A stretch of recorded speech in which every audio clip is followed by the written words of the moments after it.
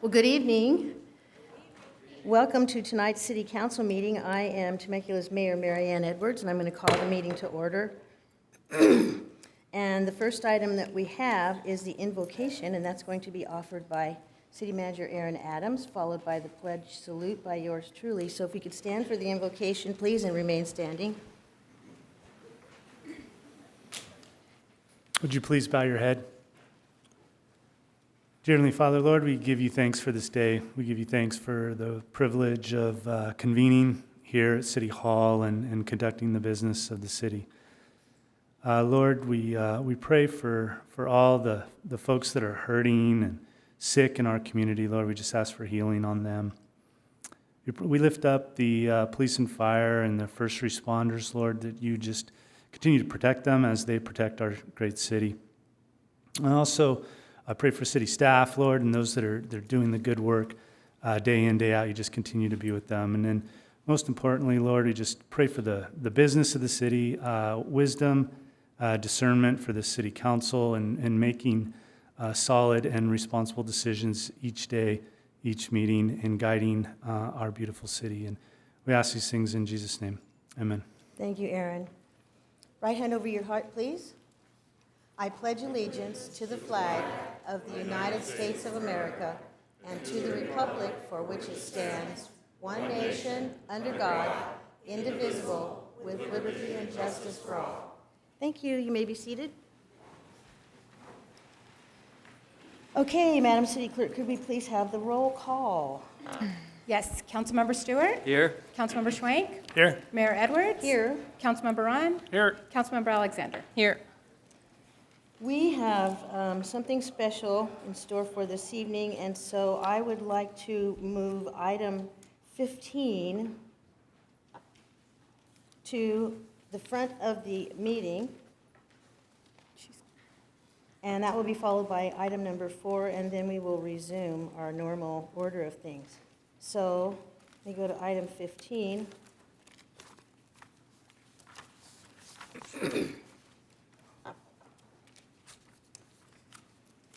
Okay.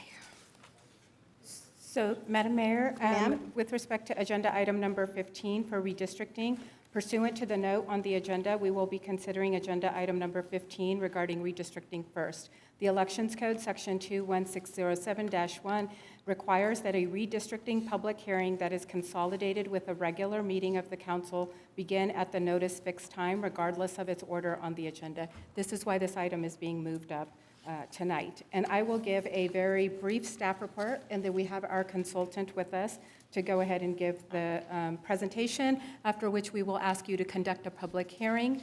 There are no other actions required tonight. Every 10 years, local governments use new census data to redraw their district lines to reflect how local populations have changed. Assembly Bill 849 in 2019 and Assembly Bill 1276, 2020, both of which have been codified in the Elections Code at this time, require cities and counties to engage communities in the redistricting process by holding public hearings and doing public outreach.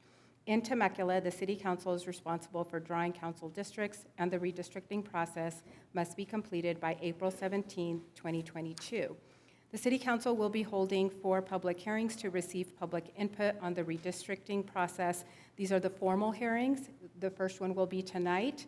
The next one will be September 28th, followed by January 25th, and finally March 8th.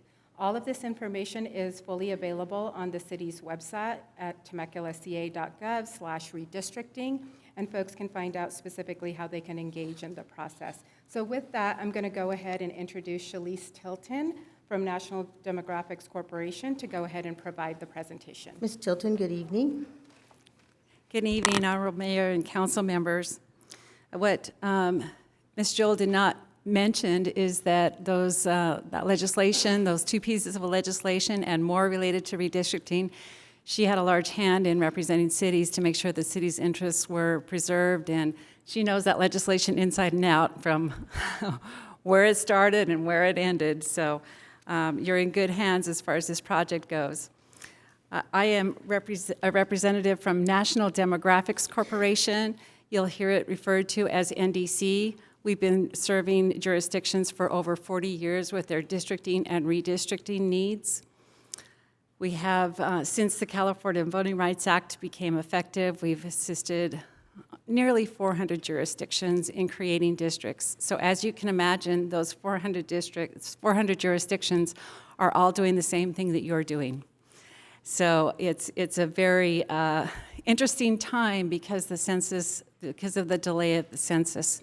Normally, we would have started this project in early April, and you would have already held hearings, and we would have had all the data, and we'd be probably looking at maps tonight. But because we still don't have the official data that we are required to use, we are all crunched into this very short time frame. So next slide, please. This process is guided by the Fair Maps Act. The Fair Maps Act does a number of things. One of those, it sets forth the timelines that cities must adopt maps and the requirements for public participation. One of those requirements, in addition to several other components, is to hold the 4 public hearings. 2 of those will be before maps are considered, and 2 of those will be after maps are drawn. So I will be back here at the end of September, September 28th, to do a very similar presentation to what you're hearing tonight. These hearings are very important, however. Because of the way the Fair Maps Act is drawn, we really need to identify communities of interest in neighborhoods. So we need to be able to identify those on a map and to say this is the reason why the map was drawn a certain way. I mentioned the delay in the data. Some of you are thinking, well, on August 12th, we heard news that the state received population data. However, that was received in, as expected, in legacy format. So it's sometimes referred to as the IKEA of data, meaning it came in a box with all these different pieces that have to be put together into a usable database. The California statewide database is the agency that's working on that, and they are, I believe, just finishing up putting it into a usable database. Then what has to happen is the state needs to zero out all the state prisons, and they will reassign those incarcerated persons to their last known home address. That, they initially were anticipating that could take up to 6 weeks. We're hoping it will be a shorter amount of time, likely towards the last week in September. Once that data, that will become the official data that's used. So it's the federal census adjust with the prisoner adjusted counts. That will be the official data that will be used by the city for its districting. What the state legislators also require is that there be a 3-week mandated waiting period after that official data is released, so that the public has the opportunity to analyze the population data before the city can release maps or before the city's consultant can release maps. So as you can imagine, that puts us into the holidays, November, December. And additionally, there are jurisdictions, not the city of Temecula, fortunately, but there are jurisdictions that have to complete this project by December 15th. So you can imagine they will be scrambling. And every demographer in the state is not going to get much sleep during December, late November and December. But I can tell you my every Tuesday is booked from now until April of 2022. Everyone likes to meet on a Tuesday, as are my Wednesdays and my Thursdays, some Fridays and some Saturdays. So you have a city clerk that's on top of it and booked us early because unfortunately we're having to turn some jurisdictions away. We just don't. There's just not enough demographers to do it all, but we are here, and we worked with Temecula in 2017 when the districts were created, and so we're happy to be back. We'll have those 2 draft maps on January 25th. Will be our first opportunity to look at maps, and then we'll be asking council to narrow it down to a selection of maps, the focus maps. We'll be having more public input on those maps with final selection, we're hoping, by March 8th. Next slide. So there are federal laws and state laws that guide the process. The federal laws, the first being equal population based on the federal census. When you redistricted in 27, that was based on the 2010 census. This time it will be the 2020 census, as I mentioned, adjusted to zero out the state prisons and reassign those prisoners to their home addresses. When I say equal population, each of the 5 districts must have nearly equal the ideal population. So you take the total population, divide it by 5. It doesn't have to be exact, but it has to be, there can be no more than a 10% difference between your least populated district and your greatest populated district. So there's a little bit of wiggle room, but not much.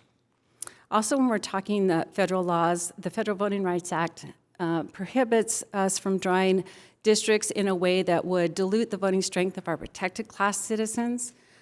Oftentimes you think of cracking, unpacking. Cracking would be where there is a geographically concentrated area of a certain protected class, and you intentionally drew lines to draw them into several districts so they would have virtually no power in any of the districts. Cracking is just the opposite, where you take that geographically concentrated area and draw the lines to intentionally pack them all into a single district so they have no strength in any other district other than one district. So we need to be mindful of that. Now, having said that, when we're drawing the lines, we cannot have race be the sole or predominant factor in drawing lines. Instead, we need to look at things like shared culture, history, language spoken at home, and other socioeconomic things that tie together particular communities. The second column are the state laws, and that is the Fair Maps Act. If you want to read about the Fair Maps Act, it's actually found in Election Code 21620. 21600. I think, is charter cities. The Fair Maps Act does a number of things, but one of the things it does that is different than in 2017 when the city district did is now actually spells out the criteria that must be used when you're evaluating and drawing maps, and it sets it out in the order of priority. So the first criteria being that each single district must be geographically contiguous, meaning one solid border per district. You can't have bits and pieces that make up one district. The second being undivided neighborhoods and communities of interest. This is a little more difficult to define, and this is where we're going to count on the public and the council to define what those communities are. And then we need to apply the test of should they be in a single district for their fair and effective representation.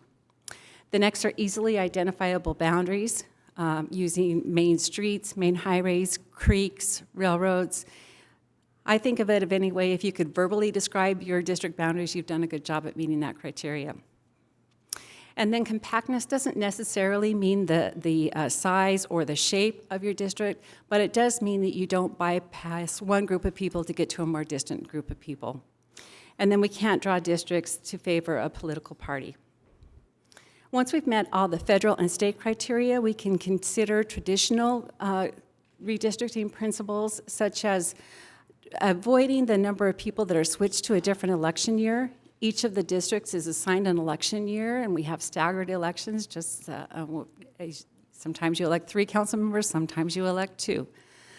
So those that are assigned presently to a 2022 district, if we have to do some adjustments and boundaries, we try to avoid those large numbers that are shifted to a different election year, because it will have been 6 years since they've had the opportunity to vote for a member of council.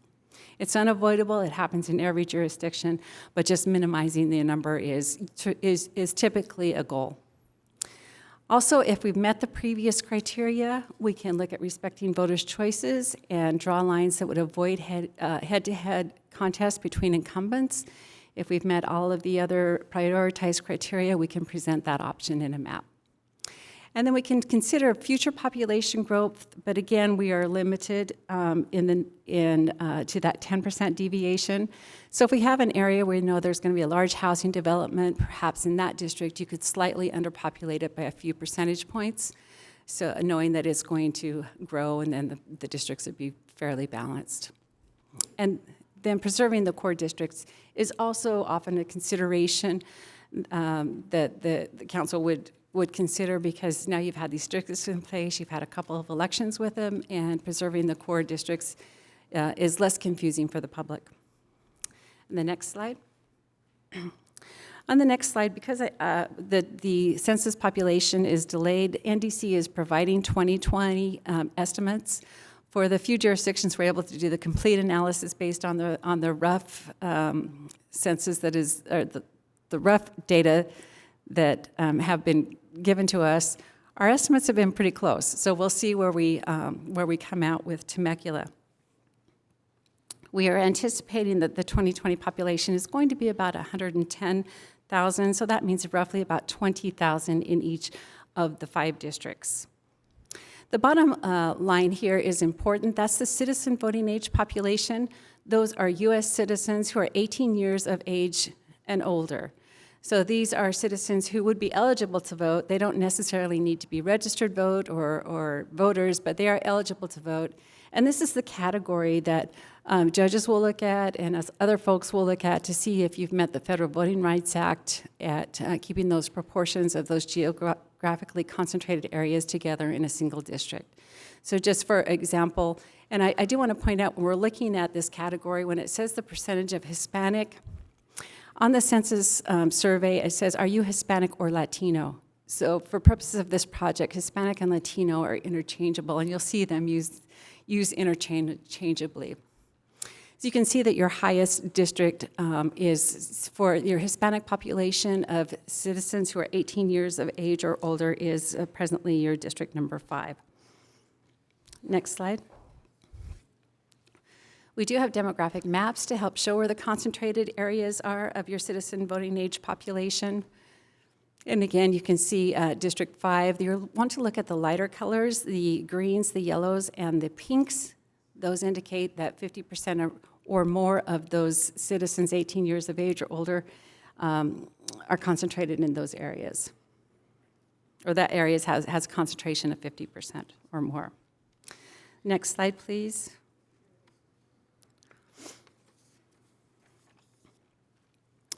Your Asian American citizen voting age population is also depicted in the lighter colors. We see some in District 1. To look at my demographic summary here. I believe our highest concentration is presently in District 1, with District 5 being next at 13%. Next slide, please. We can show other demographic data, such as what I'm showing on here are those households that rent their homes. So the pinks, the greens, and the yellows show that 50% more of those households are renters in those particular areas. Next slide is another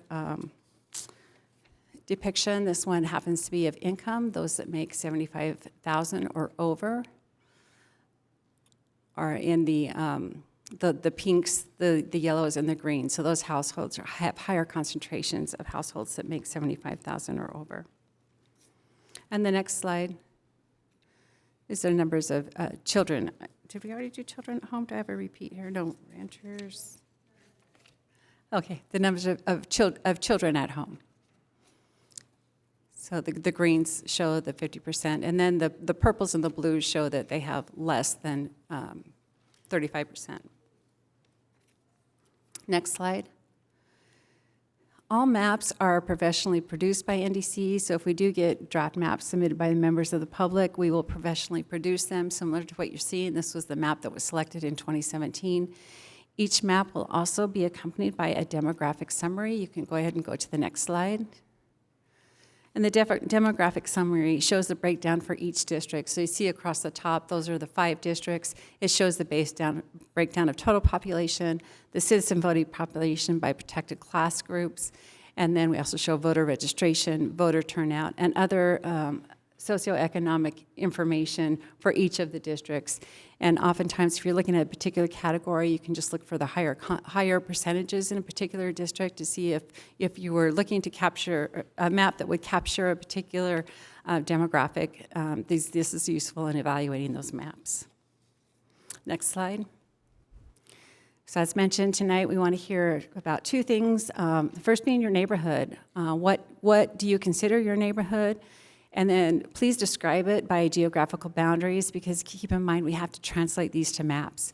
So if you'll give us street names or creeks or railroads or whatever landmark defines your neighborhood, it's very helpful. And then also if you could, if there maybe a neighborhood surrounds a particular landmark or a particular community facility. We want to hear those. And then next slide, please. Beyond neighborhoods, We want to hear about other things that define communities of interest. Some of the things you can think out, sometimes a community will have a shared environmental concern or a safety concern. You think of fire or floods or water levels. Also, sometimes there's traffic that affects a particular community, so they might not exactly be a neighborhood, but they are definitely an impacted community. Or certain agriculture, wine, certain things that you have in community that brings them together. And then you would apply the question, does it make sense for this community to be in a single district represented by one council member, or does it make sense for that community to be to have more than one council district touch that community so they would have multiple representation? And just want to remind you that communities of interest do not include relationships with political parties, incumbents, or political candidates. Next slide. With the Fair Maps Act, we now finally have a definition of communities of interest. And as I mentioned, a community of interest is a population that shares common social or economic interests, and this is the important part, that should be included within a single district for purposes of its fair, effective and fair representation. So once you've identified a community, then you need to take that next step and say, okay, does that community, should it be kept in a single district for its best representation?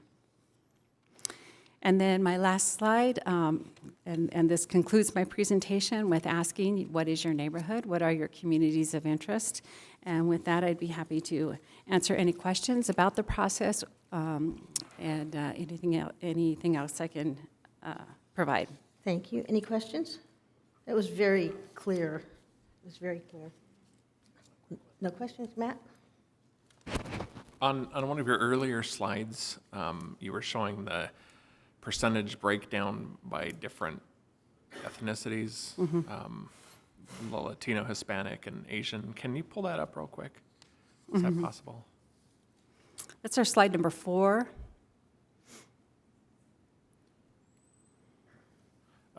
Just the map, sorry. Oh, the map, I'm The map sorry. one, sorry. So it should be, let's see, I don't have control. The Latino map is on, Yeah, there we go. That one's fine. okay. So west of Highway 15 in District 1, let's use that as the example there. That's the ecological reserve. How do you get 65 to 75% Latino on property that doesn't have anybody living there? Yeah, sometimes these are very deceiving. So, exactly as you point out, you can't always, you need to actually look at the underlying geography of the census block. So this is one very large census block. It could have one homeless person in it or 2 homeless people, and that would get you these percentages. So you really need to know the city when you're looking at these color-coded maps, because those areas that are densely populated, it's going to be skewed. It would be 100%. Okay. Yeah. Anybody else? Well, thank you very much. We look forward to seeing you again. Madam Mayor, we actually have to conduct the public hearing, so if you want to. Details. And Councilmember Ron, it's that particular area, even if one person was counted in there, and they happen to be a homeless individual, it will still show up as that particular ethnicity. Yeah, it's weird because it was Yeah. broken into 3 different percentage types, so, and Yeah. that's all, state or federal property for the most part that isn't part of the homeless counts, except, now, anyway, we can get into that later, but it just, Yeah. that, as an anomaly, just kind of jumped out to me there technically shouldn't be people living Yeah. out there. Which is why you saw so much yellow. Yeah, interesting. So, Madam Mayor, if you want to go ahead and call I the do. public hearing. All right, And so we're going to conduct a public hearing. And I don't have any in-person comments. I do, however, have 2 email public comments, so I'll Okay, go go ahead ahead. and read those into the record. The first is from Martha Howard, and she states, "I'm respectfully requesting the council to elevate our city redistricting process beyond the required public comments and public hearings. I recommend the city to schedule meetings with members of our community and the demographer to have questions and answers about the census numbers as well as drawing the lines. Please advise what level of community involvement this council has in mind. And the second comment is from Ira Robinson, and it's a little bit lengthy, so we'll start the 5 minutes. This message is being forwarded in connection with item number 15 on the agenda for the August 24th, 2021 meeting of Temecula City Council. Here is the bottom line. When it comes to redistricting, the people of Temecula, with the help of consultants and expert advisors, should be actively, excuse me?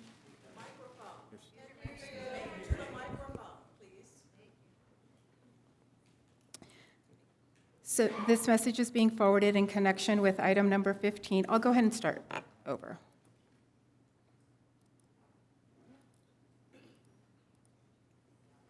This message is being forwarded in connection with item number 15 on the agenda for the August 24th, 2021 meeting of Temecula City Council.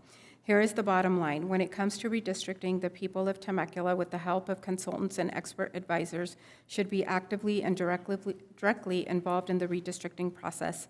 They should be trusted with block-by-block and other census data, involved in identifying their communities of interest, and involved in ensuring compliance with the Federal Voting Rights Act. In a July 14, 2020 agenda report from the City Manager, Aaron Adams, to the Council, the creation of a border commission like Temecula's Ready Commission was discussed. In that report, the following statement appears that this group could be utilized for redistricting purposes as well. When the Council decided in 2017 to change Temecula's council elections from at-large to district elections, it did so in response to a reportedly imminent threat of litigation if the change was not quickly made. As a consequence, the Council conducted a redistricting process which, for all practical purposes, foreclosed any real opportunity for significant public involvement. Now that the litigation threat is no longer a concern, it is time for the Council to establish a redistricting and map drawing process that seriously provides for significant and direct citizen involvement, with special emphasis on the all-important task of fully considering communities of interest in the process. As indicated in the agenda report for this evening's agenda item number 15, it is required that Temecula's population numbers, as determined by the 2020 census and adjusted by the state for incarcerated persons, be allocated so that each of the city's 5 council districts are substantially equal in population. With one vitally important omission, the agenda report also correctly listed the California redistricting criteria to be followed and their order of priority. The criteria listed in the agenda report are as follows. Criteria number 1, geographically contiguous districts. Criteria number 2, and here's the omission. The agenda report described the second criteria as follows. Geographic integrity of local neighborhoods or communities shall be respected in a manner that minimizes its division. This statement is not nearly as accurate as it should be, primarily because it simply omits all mention of the all-important statutory provision for communities of interest. Section 21601C2 of the California Elections Code says, to the extent practicable, the geographic integrity of any local neighborhood or local community of interest shall be respected in a manner that minimizes its division. Then the section defines community of interest as follows. A community of interest is a population that shares common social or economic interests that should be included within a single district for purposes of its effective and fair representation. Incidentally, this section concludes with the following. Communities of interest do not include relationships with political parties, incumbents, or political candidates. Further under Article 16, Section 2D4 of the California Constitution, pursuant to which the California Citizens Redistricting Commission was established, community of interest is defined as follows. A community of interest is a contiguous population which shares common social and economic interests that should be included within a single district for purposes of its effective and fair representation. Examples of such shared interests are those common in an urban area, a rural area, an industrial area, or an agricultural area, and those common to areas in which the people share similar living standards, use the same transportation facilities, have similar work opportunities, or have access to the same media of communication relevant to the election process. Communities of interest shall not include relationships with political parties, incumbents, or political candidates. Criteria number 3, easily identifiable boundaries. Criteria number 4, geographic compactness. As indicated in the agenda report, redistricting must also be done in compliance with the Federal Voting Rights Act of 1965. The Voting Rights Act generally bans qualifications, prerequisites, practices, or procedures that result in a denial or abridgment of the right of any citizen to vote on account of race or color. The ban also generally prohibits the denial of any citizen's right to vote because they are a member of a language minority group. The Voting Rights Act specifically defines language minority group to mean persons who are American, Indian, Asian American, Alaskan Natives, or of Spanish heritage. It is my belief that leaving the lion's share of the redistricting process to a city-hired and city-paid demographer or other expert or consultant would be unwise, unfair, and possibly unlawful, especially where communities of interest and compliance with the Federal Voting Rights Act are concerned. Based on the foregoing, it is recommended and requested that the council take whatever actions are required to assure full and complete citizen involvement, whether through the Ready Commission, an ad hoc Citizens Commission, or some other body in this year's redistricting process. Madam Mayor, that is 5 minutes. We will make sure that the email is, in its entirety, is a part of the record, and that is all the public comments I have on this topic. Okay, thank you. So I want to open the public hearing. And public hearing is open. Is anyone wishing to speak? We didn't have any pink slips. Correct, and those comments will be submitted under public hearing written items. Okay, thank you. And I don't see any hands. All right, so we will close the public hearing, and we can have discussion, or we can make a motion. Madam Mayor, there is no motion necessary on this. It's just the conducting of the public hearing, and we Okay. will be back in a few months. All right, thank you. Okay, now we're going to move on to consent item number 4, the Wall of Honor. We will next be considering agenda item number 4, to place Daryl and Rebecca Farnbach on the Wall of Honor. While Mr. and Mrs. Farnbach are making their way into the chambers, I will note that we will be hearing a staff report on this item, receiving and sharing comments, and then approving the item. We will then take a brief 5-minute recess so that my colleagues and I can walk Mr. and Mrs. Farnbach to the Wall of Honor plaque. Given Mr. Farnbach's health, we ask that all others remain in the chamber if possible so that we can show Mr. and Mrs. Farnbach the respect they so duly deserve. With that, can we have a staff report, please?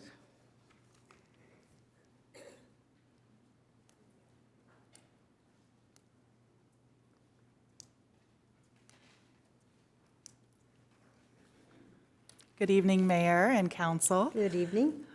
Before I begin the staff report, I just want to acknowledge our former mayor, Jeff Camachero, is here in the Jeff Camachero council chambers with us for this presentation and honor.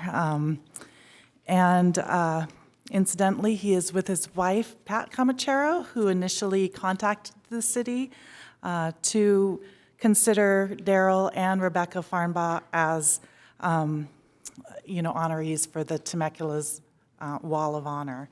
And without hesitation, Mayor Mary Ann Edwards and Council Member Jessica Alexander, as part of the subcommittee for the Wall of Honor, supported the nominee of Daryl and Rebecca to be recognized on the Wall of Honor. Additionally, the recommendation to place Daryl and Rebecca Farnbach was reviewed and supported by the Temecula Community Services Commission on August 9th. The Wall of Honor is intended to honor and recognize individuals who have made outstanding contributions to the city of Temecula. To be eligible, individuals must have made a major contribution to improve the quality of life for the residents of the city of Temecula over a significant period of time. To be nominated and approved by, and also must be nominated and approved by the subcommittee, as I mentioned, and the TCSD Commission. So it is quite an honor to present the following nomination. Daryl and Rebecca Farnbach's mission to preserve and share Temecula's history named them the well-deserved award of Temecula Valley Citizen of the Year in 2019. They devoted decades of their time, money, and heart to protect Temecula's past, advocate for, and share the history of Temecula Valley with a very fond interest in the 87,500 Vale Ranch legacy. Among the Farnbach's most notable accomplishments was saving the historic Vale Ranch heritage site from demolition in 1998, including Temecula's oldest building, the Wolf Store, located on Temecula Parkway. Back then, the site was not yet annexed into the city of Temecula, and under the jurisdiction of the County of Riverside was slated for demolition and commercial development. In the spring of 1998, when the developer bulldozed a historic adobe structure at the site, Darrell Farnbach, together with a small team, prepared a lawsuit against Riverside County with the assistance of an attorney, and marshaled support from the community. There was no local historical society yet, so they formed the Vale Ranch Restoration Association, VARA, with others that shared their love for Temecula and advocated for the historical value of Vale Ranch, of the Vale Ranch legacy that once encompassed Temecula Valley. Ultimately, their action prevented further demolition, and although the historical site and structures are now sandwiched between Kohl's, Famous Footwear, Ross, Walmart, it is a California state heritage site, and due to the lawsuit that the site was fenced off for its protection until after the city of Temecula annexed the area and a developer and architect believed in the dream to redevelop it. With careful oversight, the Farnbachs worked with the developer and the structures were restored to honor the historical past of Temecula's Vale Ranch headquarters. The unique park-like setting melds historic buildings with boutique shops, restaurants, and family attractions, welcoming hundreds and thousands of visitors a day who enjoy a peek into Temecula's history. Thanks to the vision and leadership of the Farnbachs, the buildings were protected, the renovations were done according to the U.S. Department of Interior standards for historical rehabilitation. The Vale Ranch Museum serves as a testament to the Temecula's Vale Ranch past. In addition to these extraordinary efforts, Rebecca Farnbach has co-written 6 books about Temecula Valley, and Darrell Farnbach has also served on the Riverside County Historic Commission. They both helped to form Temecula Valley's Historical Society in 2001, a few years after forming VARA, and the Farnbachs have met continuously or weekly or monthly over 22 years, volunteering endless hours to protect and preserve Temecula's history. So,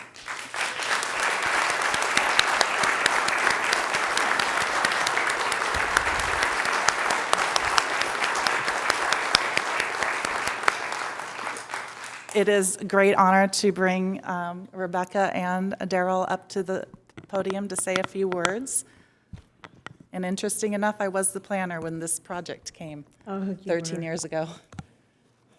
So, And if you have not visited historic Vale Ranch, sandwiched between Famous Footwear and Kohl's, it is amazing. It's beautiful. Good evening. Good evening. Thank you so much for this honor. We're really touched. We thank you, those of you who have had a part in this. We couldn't have done it without approvals and so on.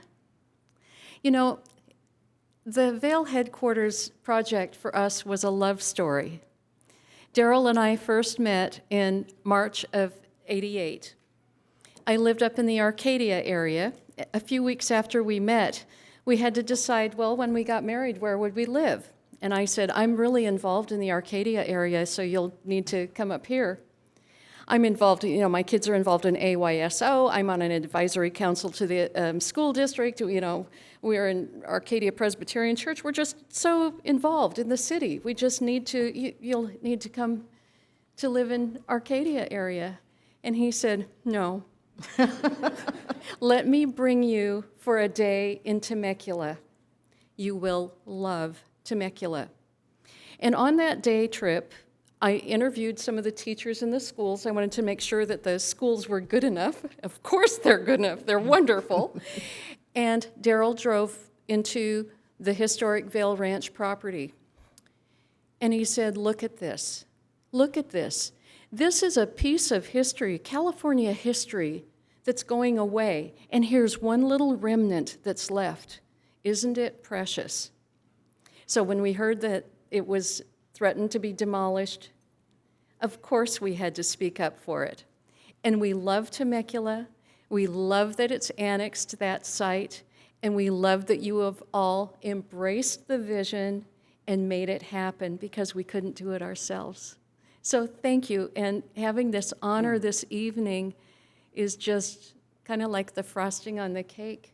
So thank you so much. Well, thank you. I mean, we couldn't thank you enough. Daryl, would you like to Quickly, yes. go ahead?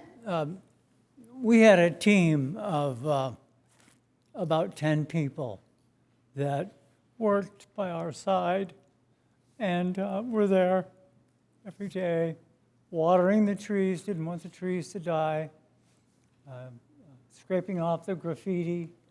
The graffiti was never there more than about 2 hours, and then we drove by almost every day, checking it out to make sure that everything was done. That's kind of the fun work. It is. So the Farnbach's love story is just a part of what went into the saving of the Vale headquarters, but our love of Temecula has never been shaken. Thank you. Thank you.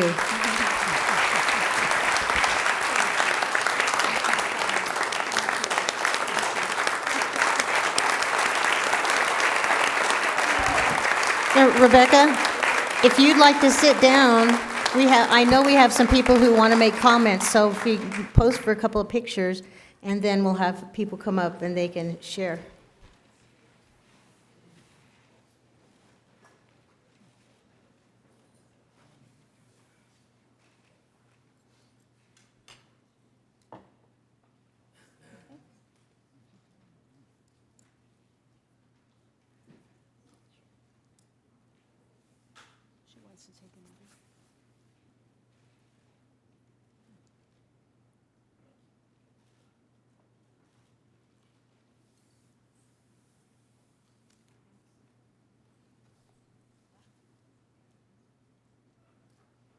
So we're going to defer, and I'm going to allow former mayor, well, once a mayor, always a mayor, Jeff Comachero and his wife Pat, my BFF.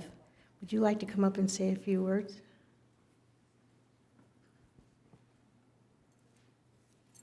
Well, what am I doing on this side? I know, huh? Oh, Be careful, I'll push that button, the trap door will open. you know, one thing that gets lost when we look back on the history of Temecula and the work of Daryl and Rebecca is that it wasn't just preserving the Vale Ranch buildings and turning them into what we see today. It was the fight to get control of that site. Mm-hmm. And in 2005, I believe it was, when city was going through an annexation process, annexing Red Hawk and Vale, although we did kind of one at a time. But that was a war with the county and the developers, and the Farnbachs were right in the middle of that, advocating and pushing and arguing and making sure that that site not only got preserved, but that a healthy piece of what was then, I think it was CSA 163, a service district that had money in it that was to be turned over to the city once it was annexed. But through negotiations with all the parties, a healthy portion of those funds went to the restoration of the project. And they just fought and won that battle. And Farnbachs are a real treasure in Temecula. And I thank you, I know Pat thanks you for honoring them tonight, because it's certainly well worth it, and their name belongs on there. So thank you very much. Thank you, Jeff. So anybody make comments? Stu, go ahead. Well, I'm on the board of directors for the Temecula Historical Society, so I see what Rebecca and Daryl does, and they do put in a lot of time. And you know, I get a lot of comments from people about Old Town Temecula. It's not old anymore. Go to Vale Ranch headquarters. It is old. It's very family friendly. It's kind of like the other side of Old Town Temecula. So if you've got family, there's a train that runs around the park. In fact, I'm driving it this Sunday night. Oh, no, are you So really? anybody who wants a train ride, Oh, man, pull in the kids. $3 per person. And it goes straight to the Historical Society for preservation purposes. You're fully So- insured. Yes, of course. All right. So yeah, no, it's a great organization, and they're kind of like the heartbeat of it. So thank you, both you guys. Yeah, so Rebecca and Daryl, you are truly what is wonderful about Temecula. You really just sort of, for me, it's just an honor to be here to honor you in this way. Our family gets to enjoy everything that you've sort of laid the foundation here, right? And we love the Vale Ranch area. We absolutely adore being over there. The vision that you had to protect that and see that through speaks volumes. So from my family to you both, thank you very much for everything you've done for Temecula. Thank you. Thank you. Yeah. Well, Rebecca, what you all did there is just remarkable. And to have the long-term dedication and foresight to protect something for our community, that's a legacy. And it could have been lost without your support, without your dedication. You both are just remarkable assets to this community, and can't thank you enough for everything you've done. And seeing those fences finally come down and what was created, I mean, it exceeds everybody's expectations of all that hard work. So we can't thank you enough for being such an important part. And Jeff, for bringing this forward, and it just, well, yeah, Pat, for bringing this forward and making sure that we appropriately recognize such an important part of our community. So thank you for that.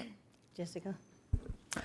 Well, I just first want to say thank you both. Excuse me, I just live right down the block from Vale Ranch, so I get to go there all the time with my family. So it's really a treasure over there to walk through and just be able to see how beautiful it is, and just very family-centered, very similar to what Stu said.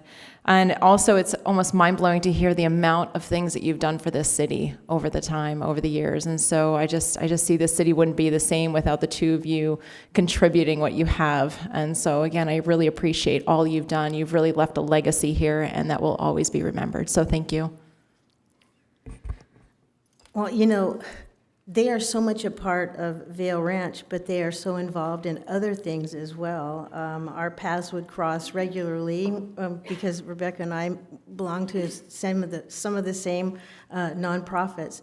And I want to tell you that when Daryl was working on that, and yes, he did have a team, but I'm going to tell you, he was the first one there in the morning when the sun came up, and he was the last one to leave at night. And it took years. Absolute years, and that's just the actual physical working part of the project. So, and it took years to get to that point. And we know probably that Temecula has lost some of its historical sites. As far as we know, not since we became a city, but it's inevitable. And this really is probably the most important historical site that could have been preserved, because that was the beginning. So if it weren't for you two, we would not have our history, and we wouldn't know where we could go to revisit our beginning. So thank you very much. And we are going to take a couple of minutes, and if you all will excuse us, we're going to walk out and show him, we'll show both of them the Wall of Honor, and then we'll be right back.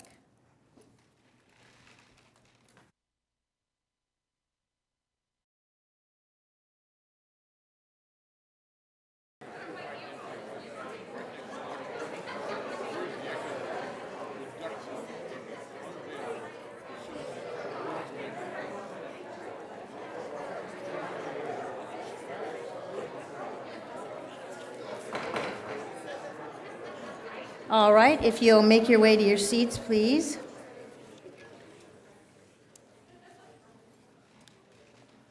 Okay. So next we're going to have presentations. Now, I know you think that was a presentation, and it was, but we have guests with us this evening. Visit Temecula Valley is here. Board members Bill Wilson, I saw you, and Kirk Crucera, come on down. Madam Mayor, City Manager Aaron Adams has stepped out because his wife is part of this group, so he won't be participating in this. Thank you. Good evening, gentlemen. Well, good evening, Madam Mayor and City Council and everybody in attendance. My name is Bill Wilson. I'm the chairman of the Visit Temecula Valley, and we're here to share what we think is some pretty exciting news. 15 years ago, we created the slogan, Southern California, Temecula Valley, Southern California wine country, and it served our purpose for 15 years. But with anything, you kind of have to refresh, rebrand, and think forward.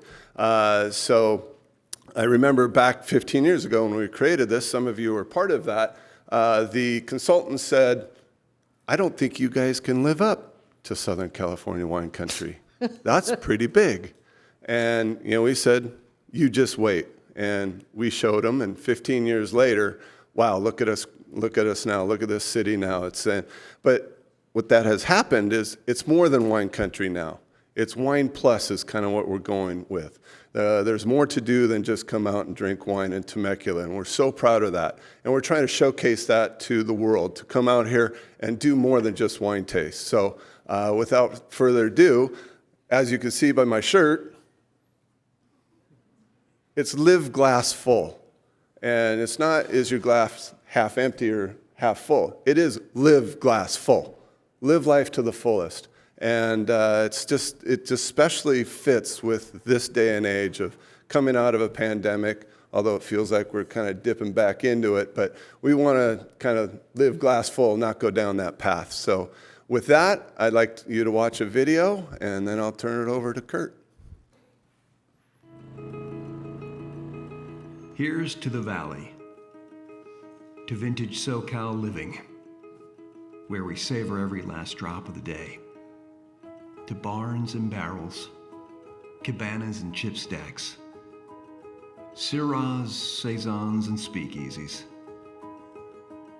and sunsets that never stop, to just letting the moment breathe, with delicious pairings of people and passions, to a Tuesday tasting like a Saturday, hanging poolside, vine-side, inside a barrel room, outside our comfort zones. May we find ourselves forever together, opening the good stuff and our hearts. And may we always have a story the selfie just can't tell. To the mavericks and free spirits of this valley, who will grow it, make it, and uncork it for us all. May they keep breaking the rules and blowing our minds. Let's raise a glass to this spirited place, to Southern California wine country, to the valley, to the vine, to us all,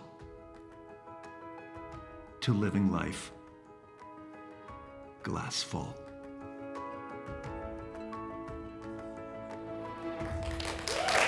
Wow, that is really good. And I love the fact that I knew half of the people in there. Yeah. Yeah.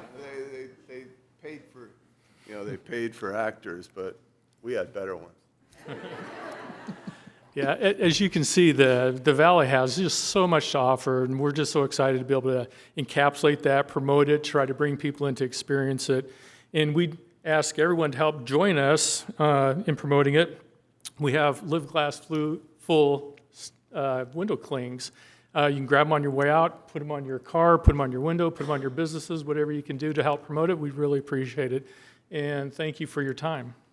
Now, we know the way that people wouldn't necessarily right now associate Live Glass Full with Temecula. So you have to promote that tagline, and so everybody go out of here and talk about it, and pretty soon I'll run into some guy in Maui in the surf and say, where are you from? You say, Harveston, Temecula. Sure. So thank you for everything you've done. And Visit Temecula Valley has been instrumental in building our local economy in every way possible, not just through advertising, but by having fam tours. People come in and tour the city, hotel owners from other areas, and it's really incredible. So now we're over $1 billion revenue generated through wine country itself. So whoever that guy was that told you he didn't think you could live up to it, you go back and give him a big. Okay. Hey, thanks, you guys. Thank you, guys. Thank you.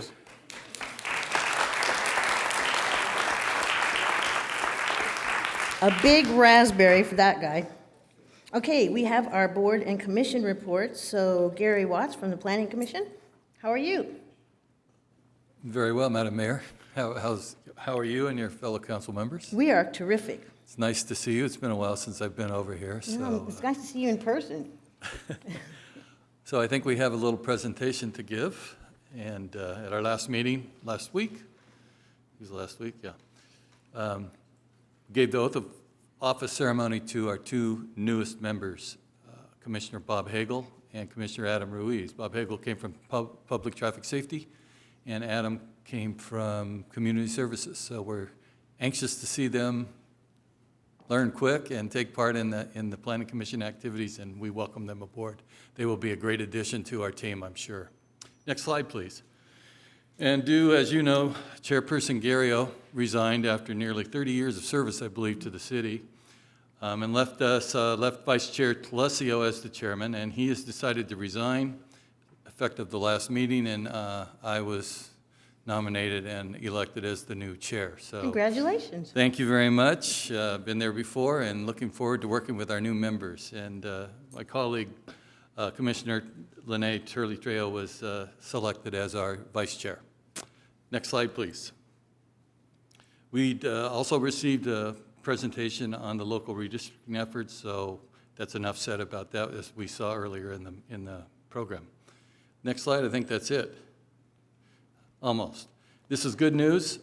We approved a modification application to the westerly facade of the former Sears store at the Promenade Mall. And Dick's Sporting Goods will be opening up in that facility, and that's great. Anytime we see a new business coming in a formerly occupied business, we are thrilled to see those proposals come before us, and this one was approved 5-0. Welcome to Dick's Sporting Goods. Well, make sure that Commissioner Ruiz and Hagel get the secret handshake, the Planning Commission secret handshake, and I'll order their secret decoder rings. And then the next time we see them, they have to perform the Planning Commission song. So just make sure that they're up to that. For the record, I don't know what you're talking about. You obviously weren't properly hazed when you joined the Planning Commission, so. All right, Miss Tiffany, how are you? I'm good. How are you, Mayor? Are you ready? I am ready. So thank you all. Good evening, Mayor Edwards and fellow council members and member of the public and staff. The Rating Commission held their meeting on August 12, 2021, in the council chambers. Mayor Edwards, Mayor Pro Tem Ron, and Councilmember Alexander also attended our meeting. Thank you guys for that. We were tasked with identifying barriers, and we were excited to come together. And so we came back with a few suggestions for you, and there are some high-level suggestions. Right now, we had a high-level discussion based on our personal life experiences, our education, our professional backgrounds, and our networking circles. We also asked the council if we can continue to see more data, but we also wanted to be faithful to bring the information back on a high level. So we're asking if we can include some new data from the census that's generated from other agencies. We're also asking if we can apply it to specific populations and segments to give you more recommendations based on the data. But today, I will give you some high-level recommendations of underrepresented communities and maybe some barriers that we see that face them. So we have a list here: blended families. Well, we start with residents that fall below the poverty level, single families, children and teens, homeless individuals and families, veterans, special needs children and adults, residents with English as a second language, first-generation immigrants, residents that rent but wish to buy but wish to own, senior communities, and entrepreneurs. So the biggest barrier that we identified across all the groups were communication, awareness of service, programs and processes, connectivity to service providers, and access to elected officials and agencies were also identified. Opportunities for further engagement in community including additional advertisement in public spaces, resource pages, partnerships with community stakeholders, and service providers. The next commission meeting will be September 9th, 2021.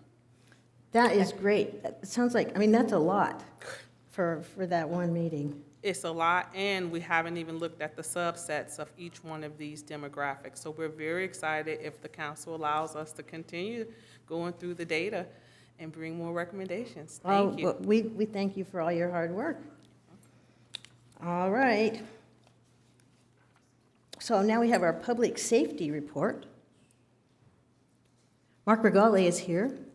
How are you? I'm well, ma'am. Thank you. Good evening, and good evening to council and to staff. Thank you for having me here tonight. I have 5 slides to share this evening. The data compiled on these slides are from calendar years 2020 to 20 compared to 2021. I'll jump into the first slide here, calls for service. Year to date, as of July 31st, the Southwest Station has handled 49,105 calls for service. This is a 1,500 call jump from the previous time period in 2020. For the month of July, we've handled 7,152 calls, a slight decrease from that time period in 2020. Next slide. Average response times. Priority 1, 5.92, just under 6 minutes from the previous 6-minute response time for 2020. For the good of the group, priority 1 calls are our most serious calls, and this time reflects the time from which the dispatcher receives the call, finds an available unit, sends it to that car, and that deputy responds on scene to handle whatever that particular situation is. So priority 1, 5.92, priority 2 call 15 minutes, priority 3, 29 minutes, and priority 4, 45 minutes. And as you see, those times have jumped a little bit from the calendar year 2020, and I would attribute that to just more people being out on our streets and having to navigate additional vehicles to get to our calls for service. Next slide, please. Part 1 crimes. You can see here, year to date, total violent crimes was 190, and that again is as of July 31st, 21. Murder is 1, rape is 10, robbery 30, aggravated assault 149. And you see that number trended down from the same time period in 20. The next group down is total property crimes. Total property crimes coming in at 1,452, 233 burglaries, 212 vehicle thefts, and you see to the right is the number of vehicles that have been recovered of those that were reported stolen. Theft at just over 1,000, and 0 arsons in this time period. Next slide. This slide is stats specific to our Metro team. For those in the audience who are not familiar, the Metro team was formed specifically to handle incidents and calls for service in our core Old Town area. That is their primary responsibility and where they spend the bulk of their time. Felony arrest comes in at 6, misdemeanor arrests and warrants at 55, driving under the influence arrest at 13, traffic and parking citations at 170, and business bar checks where the deputies are actually going in and talking with the proprietors at 254. Again, their efforts are dedicated to this core downtown area.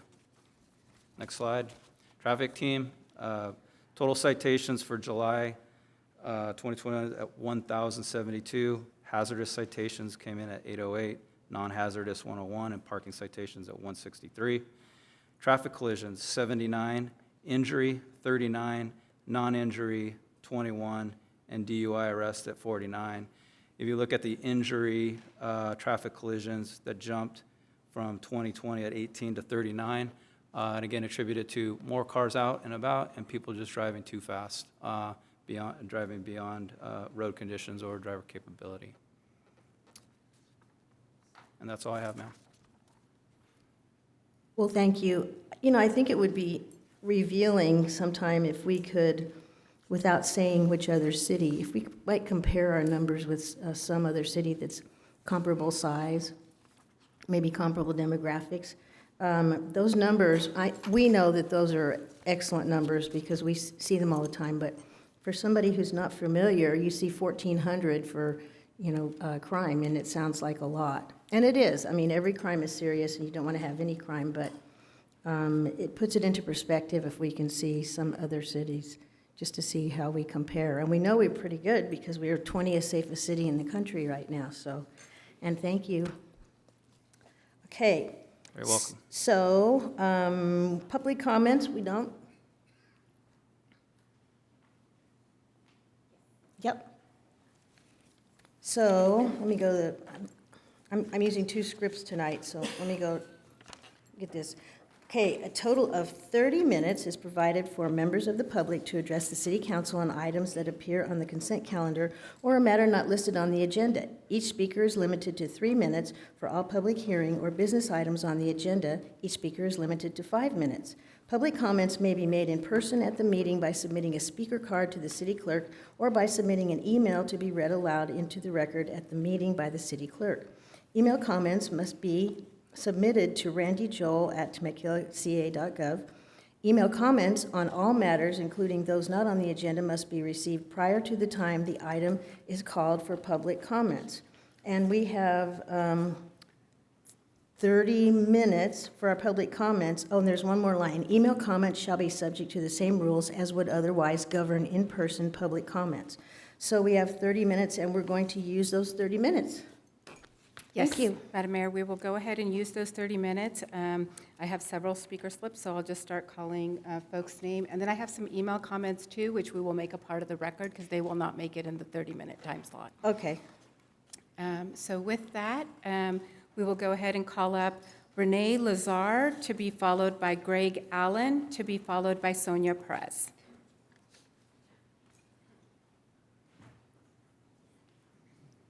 Hi, Renee. Good evening. Can't see. Yeah, I know how that is.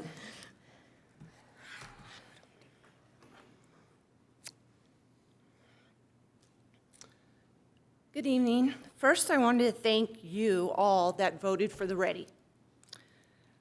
Second, I wanted to personally thank Stu for hanging in there all night. I know you just came from vacation. There's no way I would drive 8 hours from Yosemite to hang out till 3 in the morning. I appreciate that dedication. At the end of the evening, you were stronger than I've ever seen you. Great job. Third, I want to know why my letter didn't get read. Why? I'm a Harveston resident. I own, I pay taxes. Why didn't my words get read that night? I want to understand from our city attorney why my rights to be heard that night were denied. 60+ letters that night didn't get heard. And just a minute ago, we heard Madam Mayor say those letters are part of the record and have just as much weight. Okay, so we have COVID. We know why a lot of people are writing letters, including myself. I didn't want to be here because I've had COVID. I just don't want to get it again. So writing letters to me made sense. I feel the council gave merit to other people that don't live in our town, to people that have no investment here other than their opinions. Actual voting residents like myself that vote for you all up there have no investment, actual voting residents like me that voted for you all gave a random passenger who lives in Wildemar time to come in here and bully our city council.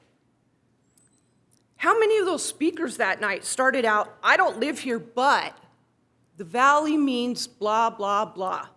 You know what? I do live here.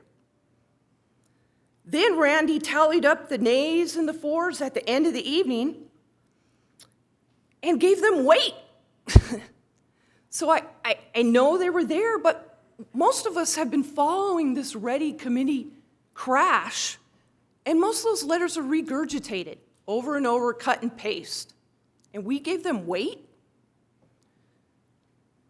If you're going to tell me 60 letters got sent after I'm finished here, got sent to each one of the persons on the council, I wrote mine on paper.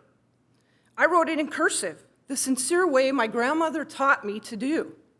Someone on this council once said, speaking in person gives more depth to your position.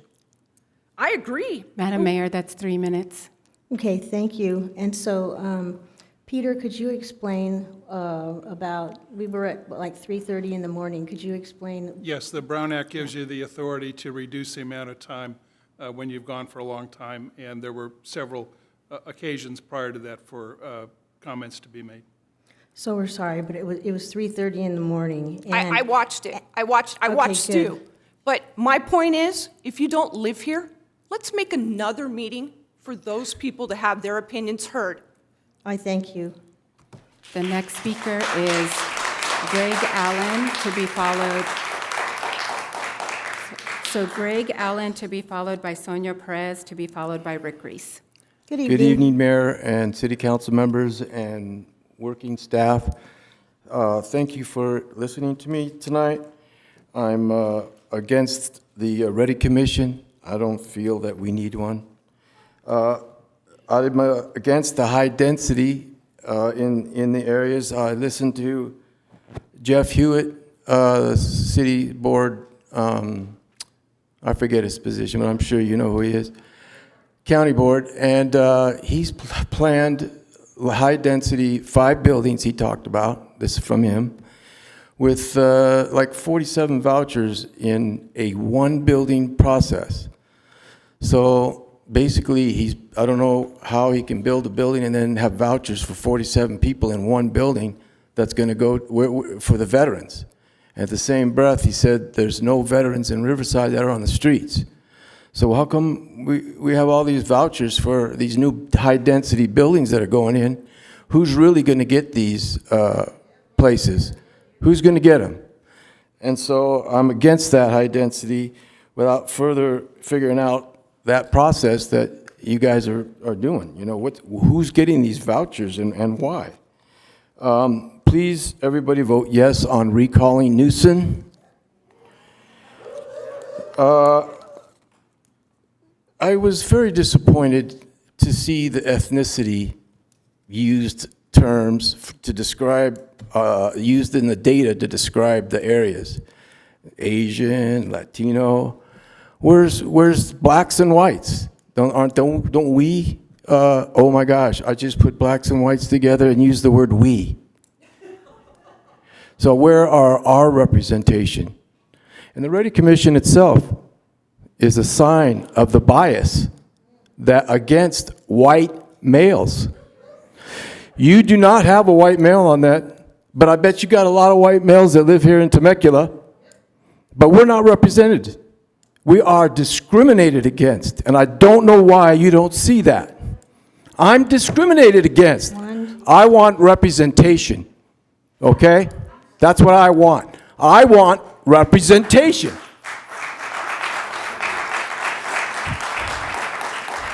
I'll give you back your, and so do the blacks. I didn't see anything regarding black population in your city.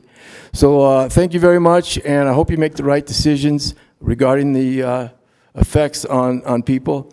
And if we need to, we'll show up at your doorstep with a bullhorn and let your neighbors know how you voted. I just want to let you know, you can go to the Board of Supervisors and speak if you want to have an issue with something at the Board of Supervisors, too.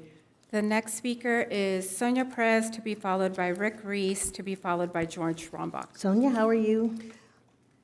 I don't really want to be here today. I'd like to enjoy my summer, but I have to be here. I'm here because I am not happy with the fact that you all voted to keep that Ready Commission here. I hear a lot of crying and a lot of saying that there's a disparity, but I want you to look over at this very talented man, Kevin Hawkins. You know, he started out as the director of community services back in 2019, making a comfortable salary of $300,000. That includes his perks and his benefits. I want to know how many of you are making that. But wait, he is making much more than that because now he has been promoted to the assistant city manager. Congratulations. And so when I hear that there's a disparity, I want to know how many people are making $300,000. Raise your hands. Now, I want to go to the hierarchy of the city, and let me see, I gotta go here. Here we go. I don't know if you can see that, but guess who's at the top, everybody? The hierarchy, the city organizational chart for Temecula City Council are the citizens, the people of Temecula. But the people of Temecula are not being heard. We've come up several times, we've taken time out of our evenings, we've gathered and we've let you know through emails after emails that we do not want a race equity commission or any type of a group like that. We don't need that. I moved out of here from Arcadia many, many years ago. My girls grew up here and they graduated from high school here, and we did not have those problems. I am a taxpayer. I own a property. I pay my property taxes, and I'm a business owner, and I do vote, and I pay for those taxes as well. The people of this great city are not being represented. We are paying over $4,000 to $15,000 in property taxes, and we are not being represented. If you really want to know what the people want, we want to be united, but not separated and divided by color and creed and religion. Why don't you respect us? I have 26 seconds left, 23 now. I'm not going to be able to get to it all, but if you are servants of the city of Temecula, which you are the servants and you work for us. The citizens are at the top of the hierarchy, and you are to be listening to the people.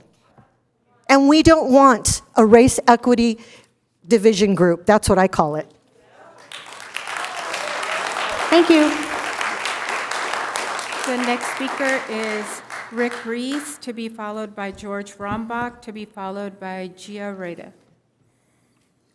Good evening, City Council. Recently, I'd sent all of you, a lengthy email and just reiterating my concerns with the Ready Commission, and I had brought up actually some ideas, suggestions. I'm just kind of curious if any of those you will address. Some of them included trying to get more transparency, not just for the Ready Commission, but for all the commissioners. I think all the commissioners should have email addresses. The public ought to be able to contact them directly. This is just, to me, good government. I also had other ideas as far as just wanting the Ready Commission to get out there, interact with the public, whether it's open houses, come out and meet groups and stuff. They need to get out and get their hands dirty. Moving on, in March 2020, the city of Temecula issued a proclamation of local emergency in the wake of the COVID-19 that was released by the Wuhan lab in communist China. Recently, the cities of San Clemente, Laguna Woods, Fullerton, Laguna Niguel, and Yorba Linda ended their local emergency orders. When will Temecula end its local emergency adopted in March of 2020 and return our community to a sense of normalcy? The Press Enterprise recently reported a number of California cities at financial risk, in which many are at high risk for the potential of fraud, waste, abuse, and mismanagement, or have major challenges associated with their economy, efficiency, or effectiveness, according to the California State Auditor. Fortunately, Temecula is not in that group. We're in the good category. Yet the California League of Cities, a state affiliate of the National League of Cities, has attacked the state auditor's report and rankings and goes on to defend those cities with low financial marks. Why does the League of Cities defend bad and mismanaged municipal finances and cronyism? Why do we as a city continue to rely on these organizations when they just seem to promote bad governance and parochialism? Lastly, going back, there's a group, Temecula Unity. They are, to me, they do nothing to unify this community. This group routinely condemns speakers who may not live in Temecula city limits, but do live within Temecula's sphere of influence. These people may very well pay taxes to Temecula through large and small purchases, as well as work or own businesses here despite living outside city limits. For the lack of a better term, Temecula Unity is othering these people who also have concerns and have stakes in our city. These acts of othering by Temecula Unity only serve to divide the people of this region while also attempting to stifle free speech and the petitioning of government. Thank you for your time and have a good night. Thank you, Rick. The next speaker is George Rombach, to be followed by Gia Reda, to be followed by Christine O'Neill. Dr. Rombach, how are you? I'm very well, thank you, Madam Mayor and Council.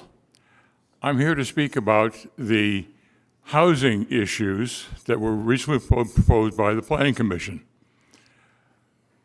Back more than a decade ago, I objected very vehemently to a development at Mira Loma and Rancho Vista on the west end because it already had huge parking problems. Fortunately, this august body heard me. They turned down that original proposal, and what went in place had less than half of the parking requirements that had originally been proposed. And I'm happy to report that still today, the parking conditions are no worse than they were before it went in. Also, almost a decade ago, I objected to the development of the mosque, ignoring the basic building requirements of the city. And the city council basically granted each one of the items I had. One of them was slightly modified, and that was parking. But even today, I drove by, and the widening of the street, it hasn't occurred. The other requirements that are there haven't occurred. The parking that was supposed to have been reviewed every 5 years, I find no evidence that it occurred. They've kind of thumbed their noses at it. I think that as we go into our planning, the infrastructure improvements should be required to be in place before the development occurs, especially around Inez. The parking problems on Inez go back almost to the circle from the intersection at Rancho California and Inez. Parking, it's a solid line. When I came to the council meeting tonight, it was a solid line all the way down to the turnoff in the east entrance, and cars as far as the eye could see. And those developments that are right near the duck pond, they are going to compound the problems in that area incredibly. We've got to have that infrastructure in place first. Thank you very much. Thank you, George. The next speaker is Gia Reda, to be followed by Christine O'Neill, to be followed by Christine Massa. Good evening. Hi, good evening. Can you hear me? Get close. Okay. First of all, thank you to all the city council members for your time and attention. And I would very much like to thank those of you who did not acquiesce to the misguided demands of one council member to dismantle and rename the Ready Commission. There is a race problem in Temecula. And the perfect example... Please don't interrupt the speaker.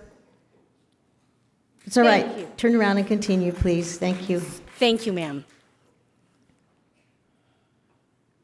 There is a race problem in Temecula, and the perfect example of this is with our latest incident at TVHS involving the Valley View cheerleaders. Now, I understand that this is not the job of this body to investigate hate incidents, but I believe what the city of Temecula, the citizens of Temecula, can reasonably expect is a unified denouncement of this racist speech and a confirmation of the city's commitment to make Temecula a safe city for all its citizens and visitors, including cheerleaders, not just the white ones. It is my fervent hope that the time-wasting shenanigans of fighting the word race or racism will end. Using the word race does not cause racism any more than saying the word pregnant causes pregnancies. If you're offended by the use of the word race, you should ask yourself why. We as a city, as a community, can't fix a problem if we can't acknowledge it exists. And so it is with racism. So be uncomfortable and check your privilege. Try to realize others are suffering and do what you can to alleviate that suffering. And perhaps your part is to just stop throwing up roadblocks and allow those who are willing to have those uncomfortable conversations, like the Ready Commission, thank you, Ms. Baker, letting them do their job. So the motto is old traditions and new opportunities. I think that our motto has plenty of room to include respect for everyone, and I thank you for your time. Thank you. The next speaker is Christine O'Neill. Good evening. I'm sorry, I didn't hear your name, but go ahead. So the next speaker is Christine O'Neill, to be followed by Christine Massa and then Anthony Lum. Thank you. Good evening, Madam Mayor and members of the council. How are you? Good. Good. I'm here tonight. I am a 30-year homeowner. My husband and I, we love Temecula. We've got the license plate holder. We do. I want to talk tonight. We were at the meeting of Housing Element on August 17th, and there were only a few people there, but it was very well presented, and Brandon helped us quite a bit. I want to encourage everyone to go on the city site and look up the slide presentation from the August 17th Housing Element meeting. I don't want anybody to have to listen to my opinion. I want them to look at it for themselves and draw their own conclusions. My husband and I were informed of some things, and we're always interested in new facts about Temecula.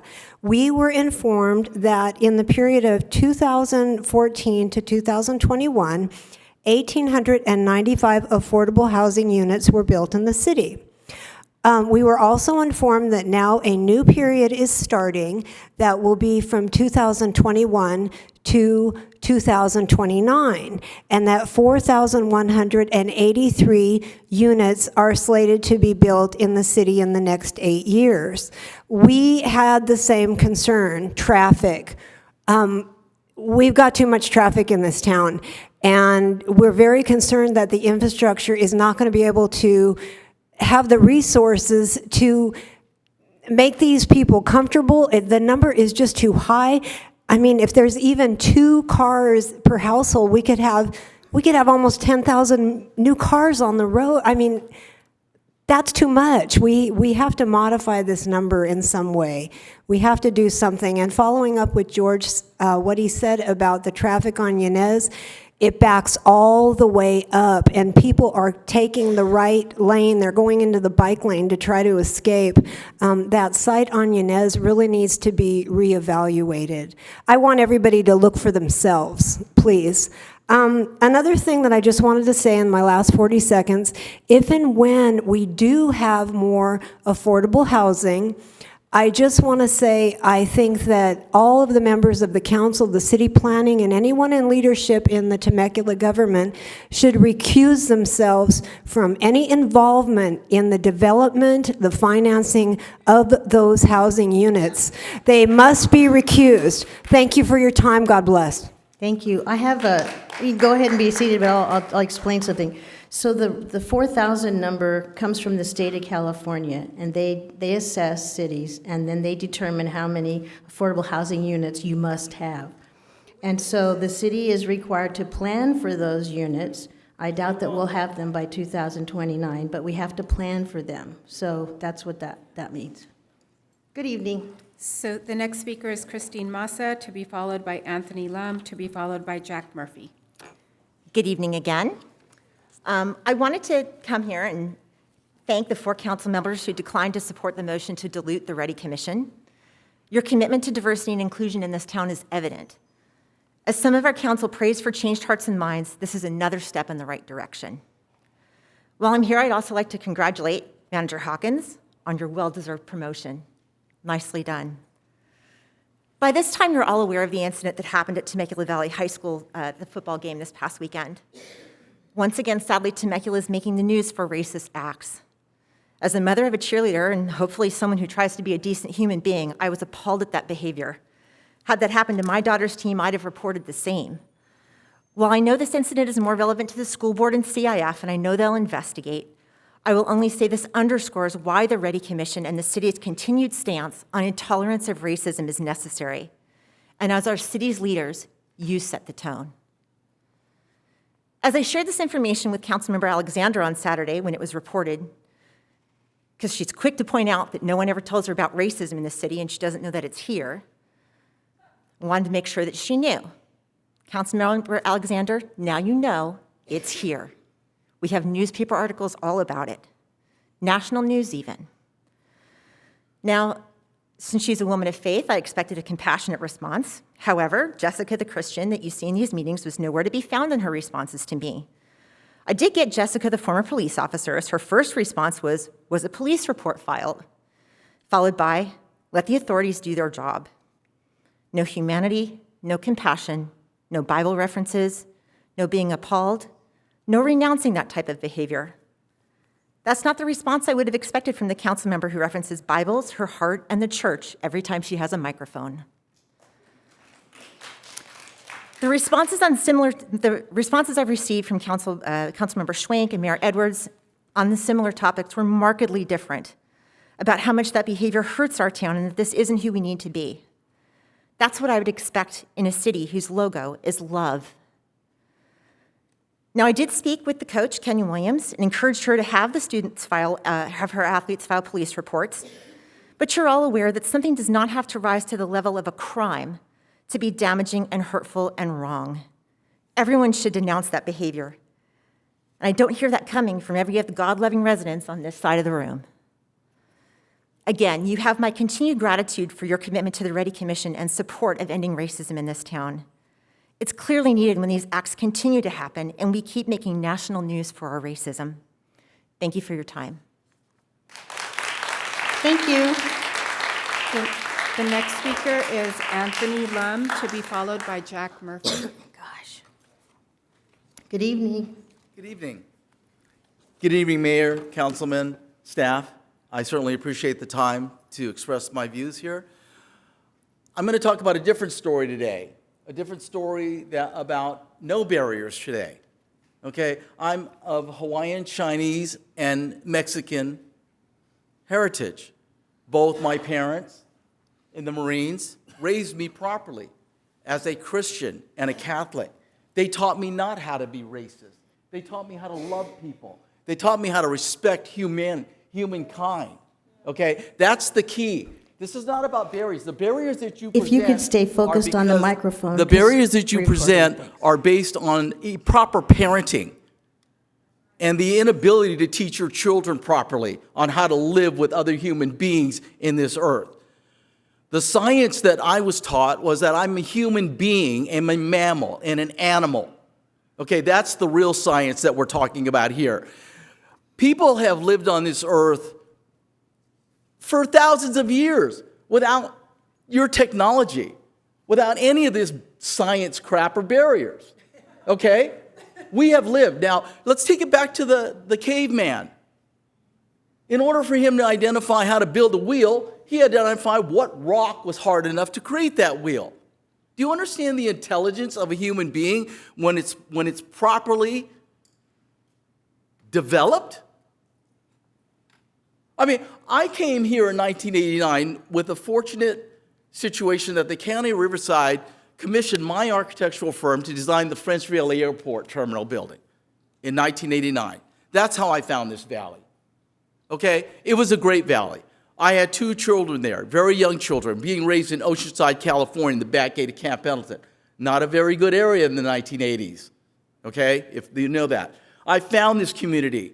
I found this brand new community, beautiful valley that I brought my wife to, that we raised our family in. My sons have no barriers here, okay? They're not college educated. I taught my boys discipline, how to work hard, respect, courtesy, okay? Those are easy things to learn. But it takes a good parent and foundation to do that. And this is what we have. Lazy parents promote this. Lazy parents. People that don't educate their children right. People that don't send their children to proper schools and make their children understand how it is to become a... When my children were 12 years old, I said to them, I am going to prepare you for life because society is not preparing you for life. 15 seconds. Okay. Other things. Our goal here tonight is to elect the right leaders, okay, to introduce legislation to ban teaching CRT to our children. CRT, in my opinion, is hatred of mankind. It doesn't belong here. And the only racism I found here in 30 years in this community is when you allowed BLM to come in here and threaten my life. Yes, that's right. Your time is up. Thank you. That is the time that I felt the most unsafe in this neighborhood, in my community. I pay taxes, I own property, I have 3 children that live here and 5 grandchildren. Do your job. The next speaker is Jack Murphy. I heard Jack, but he knows who he is because he's coming down now, so thank you.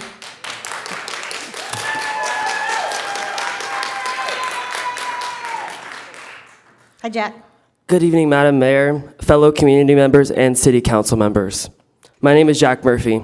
I'm 17 years old, and I'm a senior at Temecula Valley High School. I work part-time in the Valley and am involved with numerous activities in and outside of school, and I still maintain to be on the top 10% of my class. I come here tonight with one purpose, and that is to call attention to racism in our community and to ask that we keep our Race, Equity, Diversity, and Inclusion Initiative Commission. To our council members that believe racism is not an issue in our community, I hate to burst your bubble, but you are wrong. At Temecula Valley High School's last football game that took place Friday, August 20th, students from my home side shouted racial slurs at Valley View cheerleaders, which left them fearful for their lives. Any use of racial slurs on my high school campus, or in fact, any high school campus, is absolutely unacceptable and will not be tolerated. I do not know who can argue that with me. I also do not know how anyone can tell me that this is not racism. Please tell me if I am wrong. Please enlighten me and tell me your definition of racism then. If you can't call it racism for what it is, you are not only a bigot, but you are a racist too. And if your only rebuttal to me is I can't be your therapist, you need to take a look at your own beliefs. I do not, and you certainly do not know what it is like to wake up in black skin every single day for the rest of your life and be stared at just because of the color of your skin. I feel bad for even having to say that because as a person with white skin, I don't even know the tiniest bit of how they feel on a daily basis. When you want to relate mask-wearing mandates to Rosa Parks' struggles against racial segregation, you are not only disrespecting Rosa Parks, but you are showing how naive you really are. You can ask any 5th grader why this analogy makes no sense. When one of your key objectives is unifying the community, how can you possibly say that when you want to get rid of initiatives like READY? READY is to make our community more inclusive, and that would unify the community more than anything. How can you want to get rid of initiatives like READY when you say your worldly experiences have shaped you into having respect for other cultures and a love for diversity? And to the residents who think dismantling READY would be beneficial to keep the traditions and values of Temecula the same, I ask you then, what are Temecula's values and traditions? 20 seconds, Jack. 20 seconds. Is it white supremacy and racism? Do you want to live in a town with your children where traditions are white supremacy and racism? Maybe, but that is all up to you. I leave you with one last thing. I urge every single one of you as community members to demand that our city council members condemn racism once again and make sure every council member is on board. And Thank as you, for Jack. you city Time's council up. members, Time's up. Sorry. go Bears. Go Bears.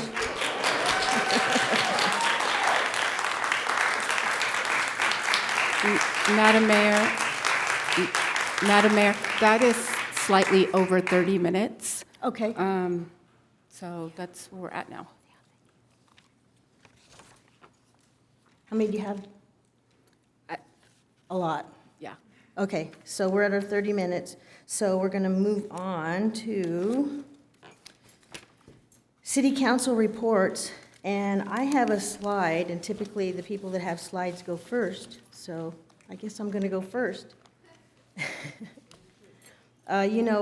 Temecula works very closely with our military families, men and women who are deployed. We have a wonderful community of disabled veterans who have chosen Temecula to live here because we love and respect our veterans, and we provide as much support for them as we can. So MSJC is having a Veterans First Fair on Saturday, September the 4th, and it's at the Menifee campus on La Piedra Road in Menifee. And they're having guest speakers. Sheriff Chad Bianco is going to speak, and Grant Goschi, Riverside County Veterans Association, is going to speak. And then there'll also be veterans on site to help other veterans fill out claims forms. And then we have nonprofit organizations there to offer assistance as needed, and other veterans organizations. And so this is hosted by Veterans for Veterans. And I've got the phone number of John Hernandez here, but we can put this up on the city website and help to promote it. We have great partner in MSJC and great partner in our veterans. So this subject was covered a lot in just the comments that we had tonight, but I've spoken to the public information officer at the Temecula Valley Unified School District, and I was really troubled when I read about the incident that happened at the game. But I'm going to focus on something a little bit different. That incident happened at the game, and there are witnesses, and both schools are working together to investigate, which I think is wonderful, very closely together, and you're nodding your head. But I want you to know that the day after that happened, or the next school day, was it Monday, I think, after that happened, 50 Temecula Valley High School students showed up and in solidarity, and they held up signs that said, "We love, the cheerleaders from Valley Vista High School, no racism, no tolerance for racism." And I want to commend you for reacting that quickly. And I know some of our cheerleaders had connected with the cheerleaders from, they're nodding their heads. But this isn't our kids.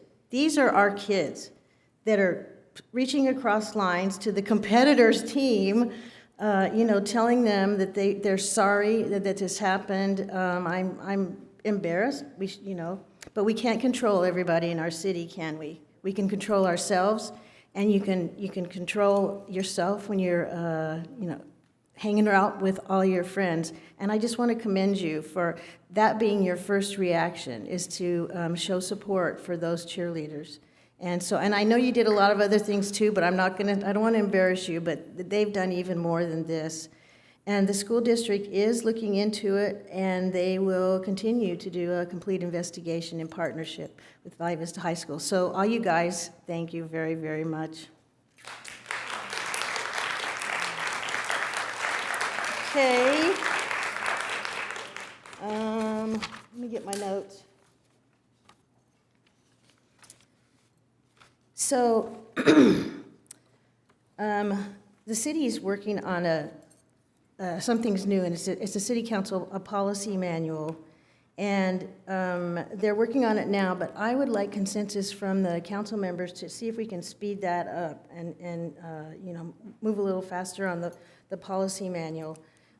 We've had so many protocols, but a lot of the things that the council has done over the years have not been in writing. And it's time we've grown into a city where we need to document those things and have everything in writing. So, and it'll benefit the city councils that come after us. So I'm asking the city to go ahead and, work quickly on that council policy. And then we're going to bring back some suggestions. So if we could do that, I would appreciate it. And that's all I have, I think. So anybody else? Council comments, Stu? This last week, I took a tour of a business here in Temecula called IDIQ, and they are a cybersecurity company that's growing very rapidly here in Temecula, which I found it very fascinating. They chose Temecula to actually set up operations, and so they've been. It's a very high-paying job to be had. So they have jobs in the six figures. They have product development jobs. They have IT jobs, and they have basic entry-level jobs also. So everybody's always asking, we need higher-paying jobs here in Temecula. Well, here's a company with high-paying jobs that is right here in town that you don't have to travel to San Diego or Riverside County to get. So that's kind of what I've been trying to do. I've been trying to identify these companies and bring them to the forefront to let people know, hey, there are companies looking for you. And so there's opportunities to stay here in Temecula to work and not get stuck on that freeway. So, and virtually every company in town is looking. Yes, they are. Every single one. So, They are. anyways, that's it. Thank you, Stu. Anybody? Matt? Well, let me jump over to Matt. Sorry. Yeah, real quick, a couple quick updates. One was we had our meetings with the RCTC this past week. RCTC is heavily engaged, obviously, in a lot of the work being done on the I-15 corridor, among other areas in our region. But I have to say the work that's being done right now and their attempts to sort of accelerate a lot of the projects to alleviate traffic congestion, it's really refreshing to see that. It doesn't go without saying that they actually recognize the efforts that Temecula has done to accelerate our own programs on the I-15 corridor as well. And that synergy has really, what I'm hoping we'll see soon is a significant investment to help move traffic through that corridor. So we're no longer, waiting those abominable times and waiting to get to work or come home. I'm very heartened to see the amount of effort that's going into that, and really do appreciate, especially our folks with Public Works, who I know work very closely with them to get those projects moving forward. One other thing, so in talking about public safety as well, the broader sense, it was brought up earlier. Where are we with the emergency orders and stuff? We didn't get the full report from the hospital at our last meeting. It was a little bit truncated. I was hoping that maybe Mr. Adams, if we could bring back to the Public Safety Subcommittee an update from Riverside County Public Health and the hospital and other folks to see, where are we? Let's do that sooner than later. And let's see what the status is and whether we can start making some decisions internally regarding our own orders and issues. That'd be wonderful. Thank you. Now, Zach, go ahead. All right, thank you. I attended a couple of ribbon cuttings, but I think in light of everything that happened on Friday at TVHS, I'm just going to sort of bring those forward at the next meeting. I'm extremely disheartened at what I heard happen at TVHS. It wasn't that long ago that Fallbrook was synonymous with the KKK. I have friends that traveled across the country to go to school, and they knew what Fallbrook was. I don't want that to happen here. I think it is so important that we lean into the ready conversation now. I'm glad we have it. I think it's needed now more than ever. I think the school district doing everything that they're doing in this space is a great opportunity for us to work with them. Because this isn't a school district issue, this isn't a city issue, this is a community issue. Yeah. So this is something that we need to work on together. So that's sort of where I am with that. I'm in full support of sort of streamlining the policy manual so we can bring that back as quick as we can. Mm-hmm. That would be great. And then finally, I am absolutely sick and tired of people attacking staff. I've had it. Leave them alone. Leave them alone, all right? The people that work here are paid professionals, right? We have an $80 million budget. They're paid professionals. Leave them alone. That's it. Thank you, Zach. Jessica? No, I'm done. Yeah, I'm done. Okay. Oh, yeah, that's right. You did go, didn't you? I'm so used to you going last. All right, I'll keep it really quick. First off, I just want to thank the Metro team for those stats that came out. Were absolutely incredible what they're doing. It's kind of mind-blowing to see what they're doing on a monthly basis. So thank you for all you're doing, and also thanks for stepping up, Lieutenant for Captain Hall this last couple weeks. You've been doing a great job as well, so thank you for all you're doing. I know you've had a lot on your plate. Also want to just give a shout out, and it was perfect timing, it was on my notes, but swag team is here. And so, yep. They've been doing a great job as well. I believe it was 30 individuals they got off the street, which is incredible. They've been able to reconnect them with families. So big shout out to them. They've been walking in the heat and the brush and everything. So I think I told Mike Wooten next time I head out with you guys, I'm bringing y'all donuts. So anyways, so that's that one. The next one also, if I could, I want to get a little bit more understanding with the barriers for the Ready Commission.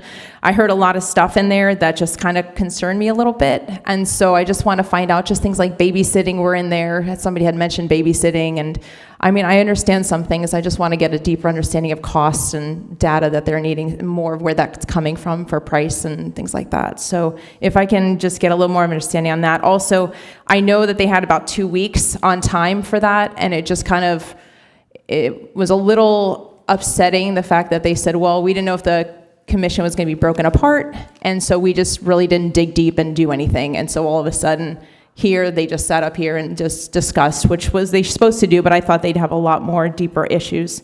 So if I could just have that, please, that'd be fantastic. And also, I think regarding what Matt was saying is also here, just trying to have an understanding of where we're at with the state of emergency. I know a lot of people in general throughout, not just in Temecula and the Valley, a lot of people are really concerned about this COVID passport coming out. Military, medical, we have a lot of people possibly having to lose their jobs and leave their jobs. And so I just want to know, especially even for our staff, where is that going to sit and how does that look if they do not, and what are we going to do about it? So I'd like to be able to have that just open conversation about what that looks like for our staff, our city, and our residents here. So thank you. Okay. So we're going to move on to the consent calendar. All matters listed in the consent calendar are considered to be routine, and all will be enacted by one roll call vote. There will be no discussion of these items unless members of the City Council request specific items be removed from the consent calendar for separate action. Number 1, waive reading of standard ordinances and resolutions. Number 2, approve action minutes of August 10th, 2021. Number 3, approve list of demands. Number 4, approve nominees Daryl and Rebecca Farnbach for placement of the City Temecula Wall of Honor, and that was wonderful.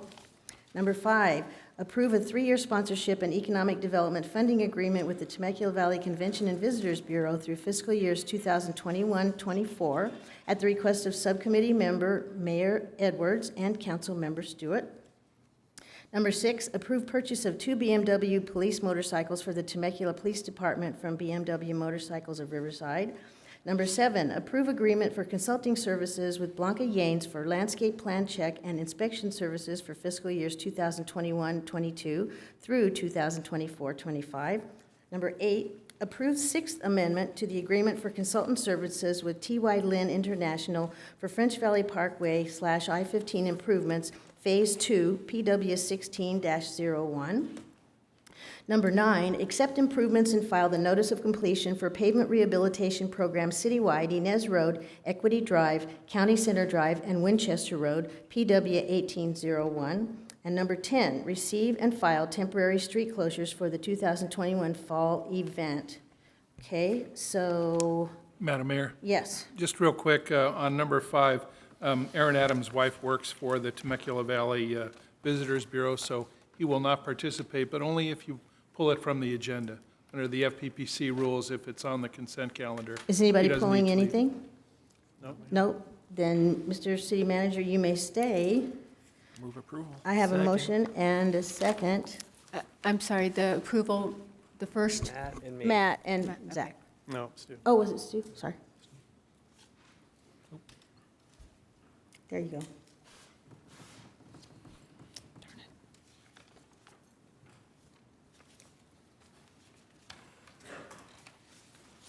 I bet you that was unanimous. Yes. All right.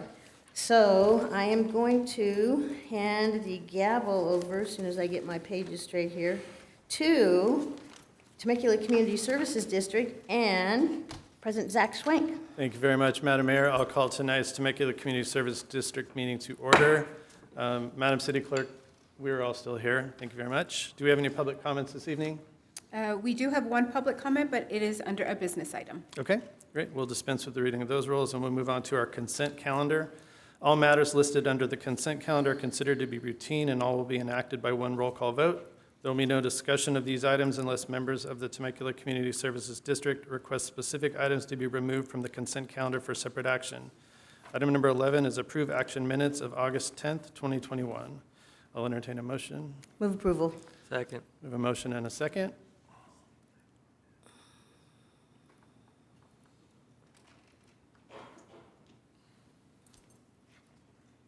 All right, wonderful. That passes 5-0. We'll move on to our business items. Item number 12 is approve Long Canyon Creek Park and Wolf Creek Park as the locations for new mini pump tracks at the request of subcommittee members, council members Alexander and Schwenk. May we have a staff report, please? Yes, indeed, President Schwenk, thank you very much.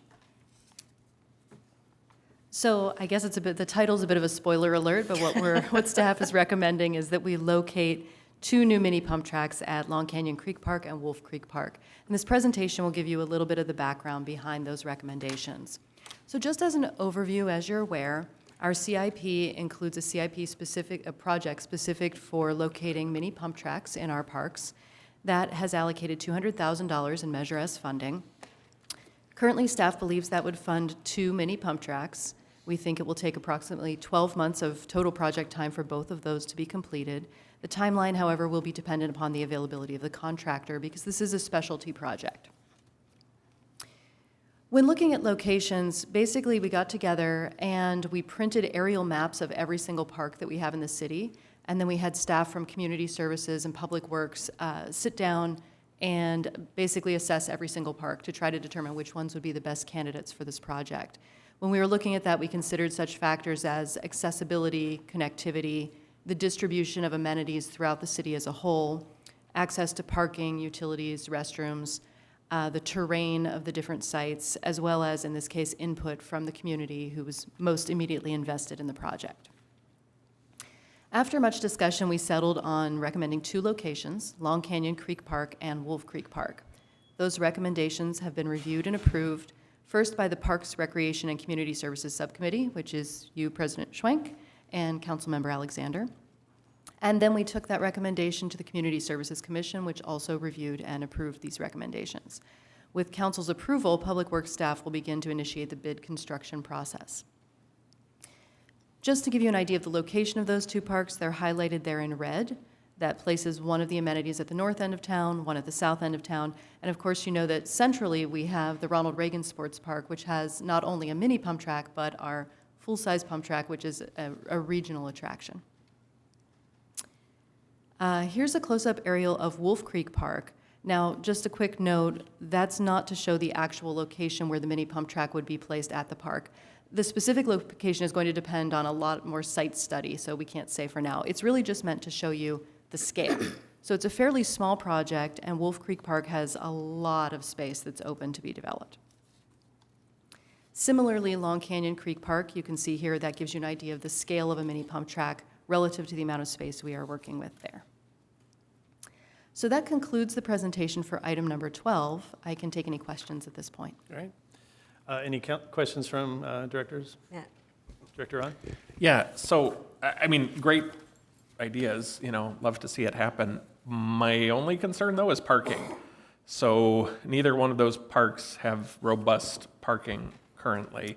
And I realize that they're neighborhood parks, but do we have a plan? Because as we add more amenities, we're going to get more people visiting. And what we don't want to do is have overflow parking into neighborhoods, so. Absolutely. That has been a concern that's been raised and discussed, and I believe Pat Thomas would like to jump in here. Yeah, at Wolf Creek Park, as you saw the parking lot on the plan there is some street parking that's available adjacent to the park and not within the neighborhood, so that will be able to be utilized. Hopefully, the residents will honor the residents and not necessarily park like on their streets where the homes are fronting. So it looked like there was about, I would say, 20 spaces available on the street that wouldn't impact the residents. So we think that'll be sufficient. At Wolf Creek and at Long Canyon, we actually are working on a plan to restripe North General Kearney so that we can actually add street parking in front of Long Canyon Creek Park also. Okay. And can we just make sure we keep an eye on that? Because if it does start to creep in, we might reimagine some of the parking or add additional spaces so neighborhoods aren't impacted. Thanks. Absolutely. All right. Yep. Meredith? So we know that the pump tracks are very quiet. And usually when we do any improvements to a park, we talk with the neighbors and everything, but I don't think sound is going to be an issue with the pump tracks, right?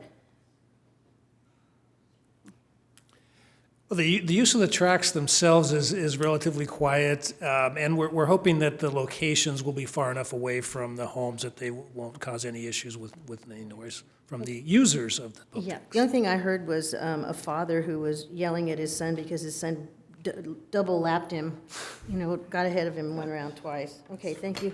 All right. Any other questions from directors? All right. So with that, do we have any public comments on this item?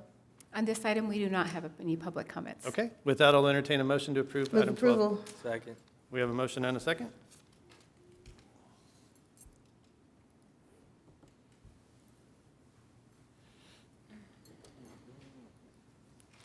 All right, wonderful. That passes 5-0. We'll move on to item number 13.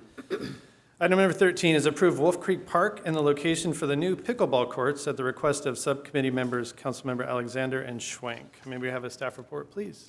Yes, indeed. This is another capital improvement project.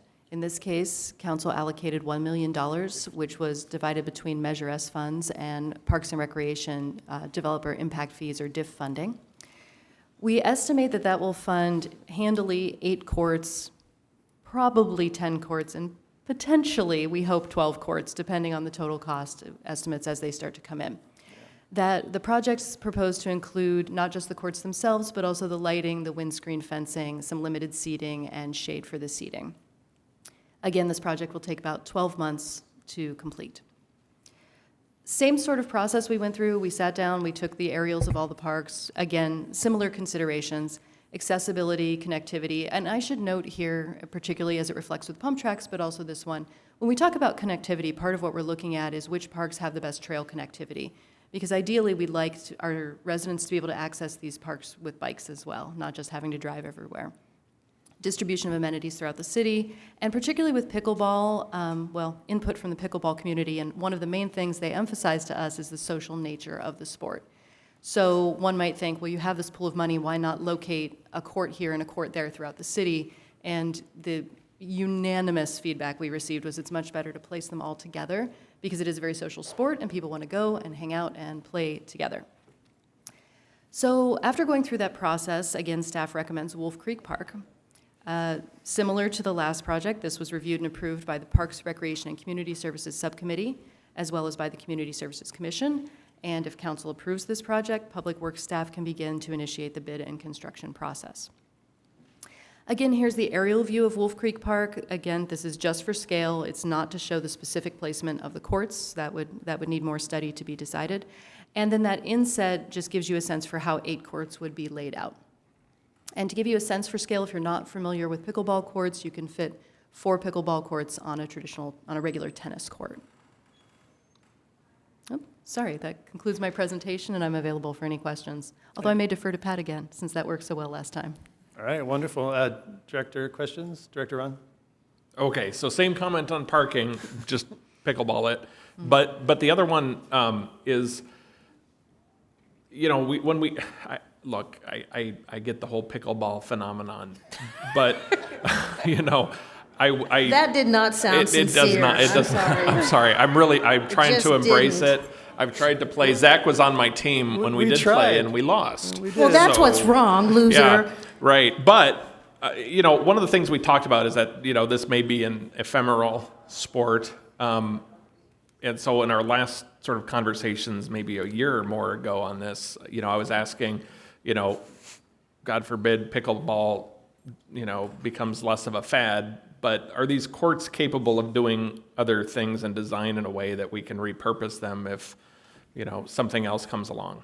Well, first of all, to address the concern about it being an ephemeral sport, when we looked at it with the Community Services Master Plan process, it does appear, and nobody has a crystal ball, it does appear demand will continue to grow. That said, the courts can be resurfaced and restriped to become tennis courts. Or presumably basketball or any other thing. flat surface, yes. All right, just double checking, because, you know, not that I don't, you know, love the pickleball, but, you know, just kind of want to make sure that we're, you know, thinking in the future there, 20 years down the road. That's because that's a pretty significant capital investment. It is. Okay. I'm wondering what we're going to turn the pump track into at some point down the road. Yeah. Director Alexander, anything? No, Okay. all great. All right. I do. Mayor Edwards? Ephemeral, lasting for a very short time. I'm just saying. So to be fair and equitable with the pickleballers in comparison with the pump trackers, I asked Zach, and he said the average age for pickleball could be between 50, 40, 60, so those people aren't going to make any noise. Pat? A lot of groaning. No, they won't make any noise. Okay, either. just and, checking. and again, we've intentionally located those courts, or will locate those courts at a fair distance from the home. Oh, you know those rascally So we seniors. feel like the noise won't travel that far. I swear I'm going to get over there with Tom this week. I just have to. It's a bunch of hip injuries. Ah, my hip. Oh, don't All right. pick on the seniors. I know. All right. Public comments. Do we have any public comments on this item? We have a single public comment from Lene Turley-Trejo. Welcome, Lene Turley-Trejo. Okay, you are not 60. You are not 50. just go there. Obviously, Matt has not played pickleball. Obviously. Yeah, we did. I did, and Zach lost the game for us. I was. It was So astonishing. that's your problem. That's Okay. the problem. We're going to have to get on a team together. I don't think he's Then you'll have remembering fun. it quite well. Yeah. I'm actually just here to thank staff for listening. I think it was about 3 years ago, we sat down for our first conversation, and this is proof that things can happen that you really want to happen and that are really good for the community. So there are some things that were set up here that aren't really true about pickleball, but I probably won't. I don't need to spend time talking about that. But I'm here really on behalf of the pickleball community. It is a big community in this city. We have up to probably 80 people that come and want to play on a given morning. So when you have, let's say you have 12 pickleball courts, that's only 3 tennis courts. So you think about that space, you can have 48 people playing at the same time, which is a little bit different than tennis. And I'm a tennis person, so I love tennis too, but it is a great sport, and it's really not going anywhere, Matt, not anywhere. I'm also concerned about the parking, so I'm glad you brought that up, and I hope that we will keep our eye on that. But I'm appreciative of having some amenities in the south end of town also. And anyway, the main reason I'm up here is just to thank you for listening and making it happen. So thanks. Thank you, Lene, for bringing it. Thanks, Lene. Okay, with that, I'll entertain a motion to approve item number 13. Move approval. Second. All right, we have a motion and a second.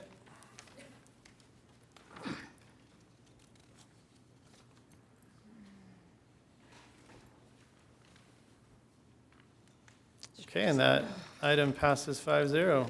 Way to go, everybody. All right, director's report. Do we have a director's report this evening? Yes, we do. Thank you. Okay, so just a couple of items today I'd like to go over. First of all, our Youth Advisory Council, which is operated through our, actually through the Senior Center and the Human Services team, will begin tomorrow for the 21-22 school year. So we're really excited to welcome back some of our returning students as well as the new students who will be joining us. The meetings are every Wednesday at the Mary Phillips Senior Center from 5 to 6 p.m. Also, just as a reminder, on Saturday, September 11th, we will be holding our annual September 11th Remembrance Ceremony at 4 p.m. at the Temecula Duck Pond. Finally, just one item that isn't on the slide, but today we opened registration for the Rod Run, which is going to be held November 5th and 6th, and we sold about 75% of those slots within the first day. I'm not so surprised. it was heavy traffic. It was very exciting. With that, with your permission, I'd like to call up our Administrative Services Manager, Mike Wooten, who's here to provide a report on our homeless outreach team, and we have some very special guests in the audience as well that he will introduce. Absolutely, welcome. Thank you. Good evening, President Schwenk and members of the council. Before we get started, I would just like to introduce a couple of our team members here that we have. First off, we have Mark and Patrice, who are city staff. Mark is a... Yes, I agree. Mark is a community services coordinator, and Patrice is actually one of our high-performing project staff members, who's been just amazing since joining our team. And then we have Aaron and Brian from SWAG, or the Social Work Action Group. Their entire team has been amazing to work with, and we're very fortunate. So thank you for joining us tonight. So I do want to start with a brief apology. This may take a few minutes. Going forward, they'll be a little quicker, but we want to just provide a little background before we get going. So beginning tonight, we'll be providing monthly updates to the council on homeless outreach efforts. And so again, since this is our first update, I'm going to start with year-to-date figures, but going forward, we'll be able to provide monthly details to compare to previous months. So before jumping into the figures, I just wanted to provide a little bit of background. So while I've been with the city for almost 13 years, I recently moved over to the Homeless Outreach Division last October. In fact, our entire team, including SWAG, who just recently came back to the city in January, and then with the exception of only 2 of our deputies, have only been with the team for less than a year. So in that short time, I'm extremely proud of a lot of the progress we've made. But we're not satisfied. And, we're going to continue to press and to try to help out those that need it as much as we can going forward. So on to the stats. As you can see up here, this year our team, which includes city staff, SWAG, and the Riverside Sheriff's Homeless Outreach Team, have engaged 88 homeless individuals who have completed intake forms. Through constant efforts, we have seen a total of 38 street exits from January through July. We don't have official numbers for August yet, but I can let you know that that number is actually up to 43 and counting now. And those will be reflected in further detail on the next reporting cycle. So of those 38, a total of 24 have received some sort of housing, whether permanent, transitional, or emergency. 6 have been placed in treatment for mental health or substance abuse. And we've also assisted 8 clients with returning home to their families.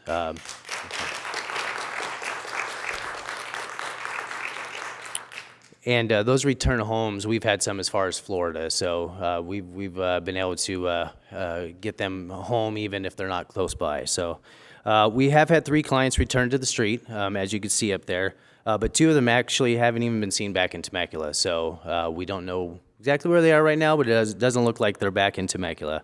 Now, unfortunately, returns will happen occasionally.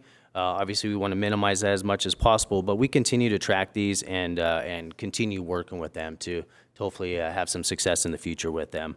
It's also worth pointing out that while we've had some good success on decreasing the number of homeless in Temecula, new transients do continue to move to our city, so our team is regularly engaging these new individuals to help ensure they do not become one of Temecula's chronically homeless. Now for encampments. So homeless encampments can be set up on city, private, state, or even county property, and each comes with different requirements in addressing. So we spend a lot of time visiting these sites to offer outreach. However, we're also responsible for removal of many of these encampments. So everyone that is discovered is also provided with a mandatory 72-hour eviction notice, and then cleanup is requested through one of our contractors. So as a result, in collaboration with Public Works and Community Development Departments, we've had over 40 illegal encampments removed throughout the city this year. Then the last statistic I want to point out is from our homeless prevention and diversion program. And so through this program, we receive federal funding that can be used to assist those at risk of becoming homeless with expenses such as rent or utility bills. And so far this year, we've assisted 7 clients, totaling $10,591. And then for this fiscal year, we've been awarded just over $20,000, which we're confident will fully be expended. We actually expended within $100 of our budget last year, so we'll use up the full amount. So in addition to these statistics, we're also regularly looking into different mitigation efforts to help reduce attractive locations for illegal encampments to be constructed. For instance, our Public Works Department recently installed no trespassing signs under some of our bridges to assist PD with enforcement efforts. Also last week, we were able to work with flood control, and they destroyed some old concrete pipes that were regular encampment sites. Those won't be possible locations anymore. And then we're also close to rolling out a trash enclosure incentive program at the request of Councilmember Alexander in collaboration with CR&R to assist some businesses with the cost of securing their dumpsters. And so these are just a few examples of the actions the city's taken recently, and we'll continue to explore more ways to help reduce the impacts of homelessness. So with that, that concludes my report, and I'd be happy to answer any questions you have. Okay, wonderful, Mike. Mayor Edwards. Mike, I know when we started this in 2014, one of the goals was to eradicate the encampments and then stay on top of them because, they grow. I mean, they grow and collect in the same place. And I know our 4 officers and SWAG and everyone are making, loops every day. So how is it that, do encampments still continue to grow, or are you talking about very much smaller ones? Typically, we try to constantly visit them. We know pretty much all the locations of these encampments, so we are trying to, we make an aggressive effort to stay out there as much as possible so they don't grow.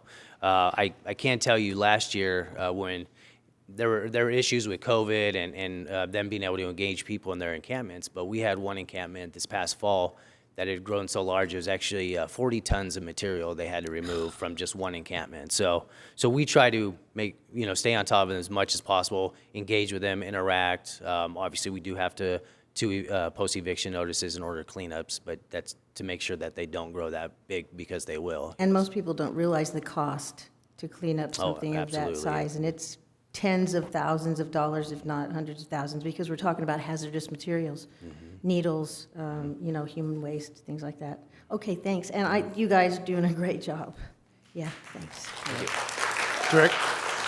Director Ron. Just real quick, so I do know the California legislature passed a whole variety of bills related to homelessness and resources support and so forth. Can you make sure we're reaching out to our legislative director on that as well? Because I know as a city we invest more in this effort than arguably any other city in Riverside County, but it comes at a pretty significant expense. And any opportunities that we can seek, to help offset those funds through a lot of the new programs that the state has passed, I would really encourage that. I know it takes a lot of effort, and these grants are cumbersome to try and receive, but the more we can do on that end, the better. Definitely. Thanks. No. Director Stewart? Yeah, so just doing the math, we started with 88, and you had 38 exits, so you're saying we have about 50, but we also know there's a constant influx of new peeps. So what is our status as far as have we pretty much backfilled the 38 we exited already? No, I don't believe so. I don't think we're anywhere close to backfilling them all. You are correct. More do come in. Right. We don't have official numbers right now. We have a pretty good idea where we're at. And no, we don't believe that they've backfilled that number. There have definitely, we can't just subtract 38 from the numbers we have because that wouldn't be correct, but nowhere near that 38 have we seen come back, however. And so people are always kind of amazed that when I tell them that we pretty much know every single homeless person in town. We know who they are, we know where they're from, and so maybe could you go over that intake talk about how do we get to know all these people? Sure. A lot of it's relationship building. You know, there's most of the time I would say they don't want to give us that information the first time that we meet them. So it takes continuous follow-up. So, you know, that's why we're regularly going down to encampments, meeting them on the street. They come to the help center as well. But it's really just gaining their trust so that they'll allow us to do that. In the intake form, it gets, you know, personal information, has authorization forms and, you know, different things that our team needs in order to apply for housing, to get them into different treatment facilities. But I would say more often than not, it's not the first time we meet somebody that they're willing to go through that process. And that's a critical point, what you just said, that we're engaging them not to harass them, but to provide services that are available to them. So that's the other thing a lot of people don't quite understand. We're engaging them not necessarily to hassle them, but just to provide them with all the services that are available, state, federal. You know, even if we have nonprofits that are willing to help them, and like you said, for drug abuse or whatever, we have a lot of connections. So that's why we engage these people, and literally we know every single one. So pretty darn easy. Mr. President, if I may for just 1 second. Mike, would you be able to explain a little bit about the census and the pit count process, just to answer Director Stewart's question regarding the count? Sure. So this year, typically every year there's a pit count, point in time count, that's coordinated through the county and COC system. This year that was postponed or put off due to COVID restrictions. So we held our own internal census, so that the number that you're coming up with, the 88, was our own internal census. And you know, one thing I'd like to point out, it's a lot more comprehensive effort than the point in time count. You know, we did it over 2 days at different times. We went hiking into encampments, on hills and creek beds, and spent a lot more time and gathered a lot more information. We included people that were staying in our shelter, which are typically not part of those counts. So if we were looking at comparing that to a pit count, the pit count numbers would have been a lot less than our own internal census. So, which leads to, us knowing what our true count is, and, of course, our goal next year is to see those numbers reduced drastically, and we're working hard to make sure that happens. So, great. Director Alexander, anything? No? Mike, a couple things for me. One is, and maybe you can speak a little bit to it, we were just sort of talking about, the outreach is one thing, right? But we also see illegal activities, right? Mm-hmm. Maybe explain a little bit about how that process works in our parks and in our open space and whatnot. Oh, definitely. And you really have to have that balanced approach. We're lucky to work with a great team of sheriff's deputies. There's 4 deputies, there's sergeant, plus a community services officer that are all dedicated to our team. And when we talk about knowing each individual, they probably know more of them than we do even. They're constantly, so-and-so, and it's like, no, I haven't actually met that person, so we go out to find them. So they do a great job of outreach themselves. They're usually the first line of contact for homeless individuals, and so they're very compassionate out there. They want to help people as well. A lot of times they're looking to do outreach instead. They don't want to arrest somebody if, minor infraction. A lot of times, they may be able to, have them work with us, instead of, I don't want to speak for them, but, and busting them for a minor charge or something. So their first priority is to help these individuals. But you're right, there is crime associated with homelessness, unfortunately, and they do have to, enforce those laws. And so there is a balanced approach. They may have outreach one day, but then they may have more of an enforcement day another day. So, right. Extremely complex issue, we could say, right? It is. It's a balancing act for sure. So for me, I really appreciate you in this role. I think you fit very well in your leadership, your team, SWAG, and then Riverside County Sheriffs. You all are doing a fantastic job with the investment that we put into it, and there's really a quality of life issue. So, thank you. Appreciate that. Thank you.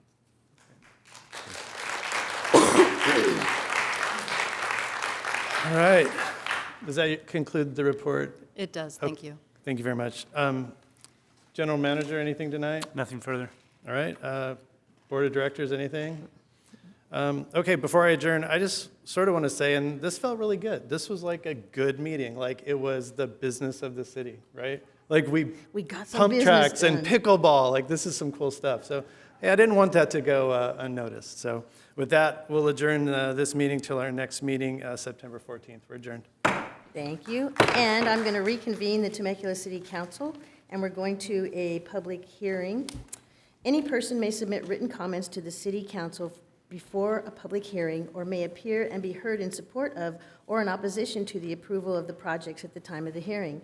If you challenge any of the projects in court, you may be limited to raising only those issues you or someone else has raised in the public hearing or in written correspondence delivered to the city clerk at or prior to the public hearing. Number 14, adopt resolution for necessity for acquisition of 325 square foot permanent easement on the vacant real property located south of Nicholas Road and west of Butterfield Stage Road in the city of Temecula and identified as Riverside County Tax Assessor's Parcel numbers 957-130-003 and 957-130-013 in connection with the Santa Gertrudis Creek Channel improvements. Could we have a staff report, please? Yes, Madam Mayor, and good evening, Madam Mayor and council members. As you mentioned, the item you're considering this evening is the adoption of a resolution of necessity for a drainage improvement associated with the Somers Bend Development Project, and that is for improvement, drainage improvements to the San Gertrudis Creek Channel.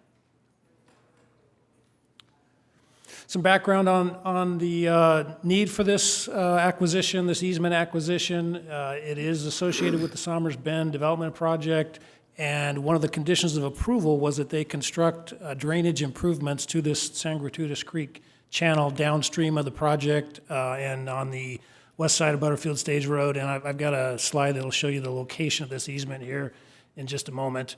I should also note at this time too that all the costs associated with the acquisition of this easement will be the responsibility of the developer, of the Somers Bend developer. So all the costs of the administrative process, the legal costs, and then the actual amount that will be paid to the property owner for the cost of this easement. Some additional background, as you mentioned, the size of this easement that's necessary is 325 square feet in order to be able to complete these drainage improvements. The city is authorized to acquire this easement using the eminent domain process that is contained in and authorized by state law. And the city did provide the owner of the property with a notice regarding this hearing this evening. Once this easement is acquired and these improvements are constructed, it's the city's plan to turn over the channel for maintenance to the Riverside County Flood Control District as well as this subject easement. So here's the location of the easement. You can see, just to familiarize you with this area, you can see the blueberry fields on the bottom portion of the picture there in green, Butterfield Stage Road, and the easement is within this channel. It's just that little sliver of property that's within the dashed highlighted area where it says C Detail A, and then the blow up of that area is above it. And the square footage of that area that's necessary is a total of 325 square feet. The Somers Bend Development Project is on the east side of Butterfield Stage Road, so on the right side of the map is the location of the development project. Their drainage does go in this direction and then into this channel across Butterfield Stage Road. So in order to adopt a resolution of necessity, it's required that the City Council make 4 findings, and they're listed on the slide here before you, and I'm going to walk you through each one of those findings. So the first finding is that the public interest and there is a necessity that requires this project, and as we discussed, the need for this project is to complete the drainage improvements for the San Gertrudis Creek Channel, and so that is a public interest and a necessity for the project. It's 325 square feet. And the improvements do seek to conserve the natural resources of the channel and provide the flood control requirements that are necessary. The second finding is that the project is planned and located in a manner that will be most compatible with the greatest public good and the least private injury.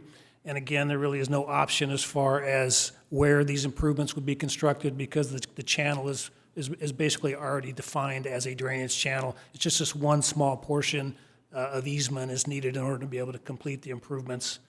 The work was planned to minimize the impact on the private property and the construction of the improvements will not result in the displacement of any persons or businesses because the property is vacant. The third finding is the subject easement described in the resolution necessity is necessary for the project. And again, yes, it is necessary in order to be able to construct these drainage improvements is to acquire that 325 square foot easement.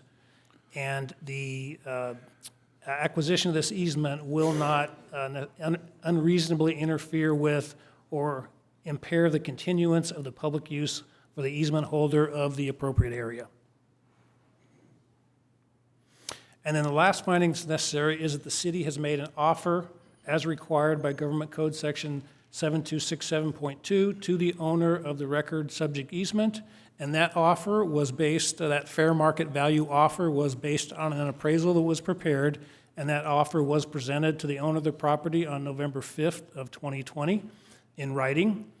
The property owner informed the consultant of the city that they did not wish to consider an offer for the easement, and so no counteroffer was submitted to the city.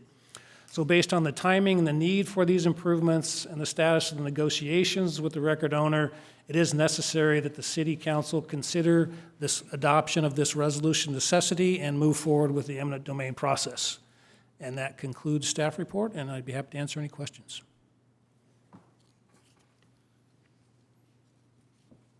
So any questions? Matt? Just real quick on the easement assessment. When was the appraisal done, and do we need to have a second appraisal at this point? That appraisal was done prior to submitting the offer to the owner, so it was done in late 2020. When the offer is presented to the owner, they are given the opportunity to have their own appraisal done in order to be able to use in negotiations, and they declined to have their own appraisal done. So our offer was presented, and our appraisal, along with our offer, was presented to the owner, and that appraisal is still valid for use as part of the proceedings here. Okay. And then the other question is the actual potential for use of that property. Can you explain a little bit? Because, eminent domain is not something that anybody wants to get involved with. But can you explain what the restrictions are on that property in the first place for that property owner to see any sort of benefit or economic value? So, and I just went back to the slide showing the location of the easement, and as you can see, this entire parcel is really the San Gratuitous Creek Channel. So there really is no development opportunity of this property because of the fact that it is essentially the creek channel itself. So there's potentially some value in this property as I'll call it, say, mitigation for potential other environmental needs. But there really is no other use for this property other than a drainage channel. So this easement doesn't necessarily impair the use of the property for that purpose. Thank you. Anybody else? No? Okay, so do we have any public comments, Randy? Madam Mayor, if you want to open the public Yeah. hearing, I So will go open ahead and public mention hearing. that we have no public comments on this item, so you're welcome to close the public hearing. And Before, I'm though, closing you the should public ask hearing. if the owner is present. Is the owner present? It does not appear the owner's No. here, so No? go ahead and Okay. close the public All hearing. right, so I'm closing the public hearing.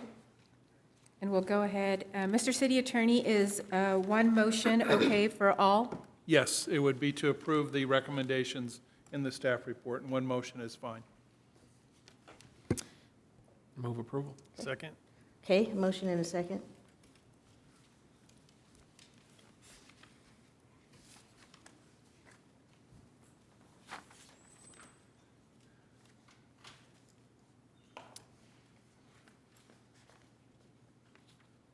And that passes unanimously, Madam Mayor. Thank you very much. So that was our last business item. Okay, and so city manager's report. Nothing tonight, Madam Mayor. Mr. City Attorney? Yes, Madam Mayor, we had a closed session tonight, but we have no reportable actions from closed session. Thank you very much, and I'll take a motion and a second for adjournment. So moved. Second. All in favor? Aye. Aye. Let that show as unanimous, and we stand adjourned. And it's only 9:45.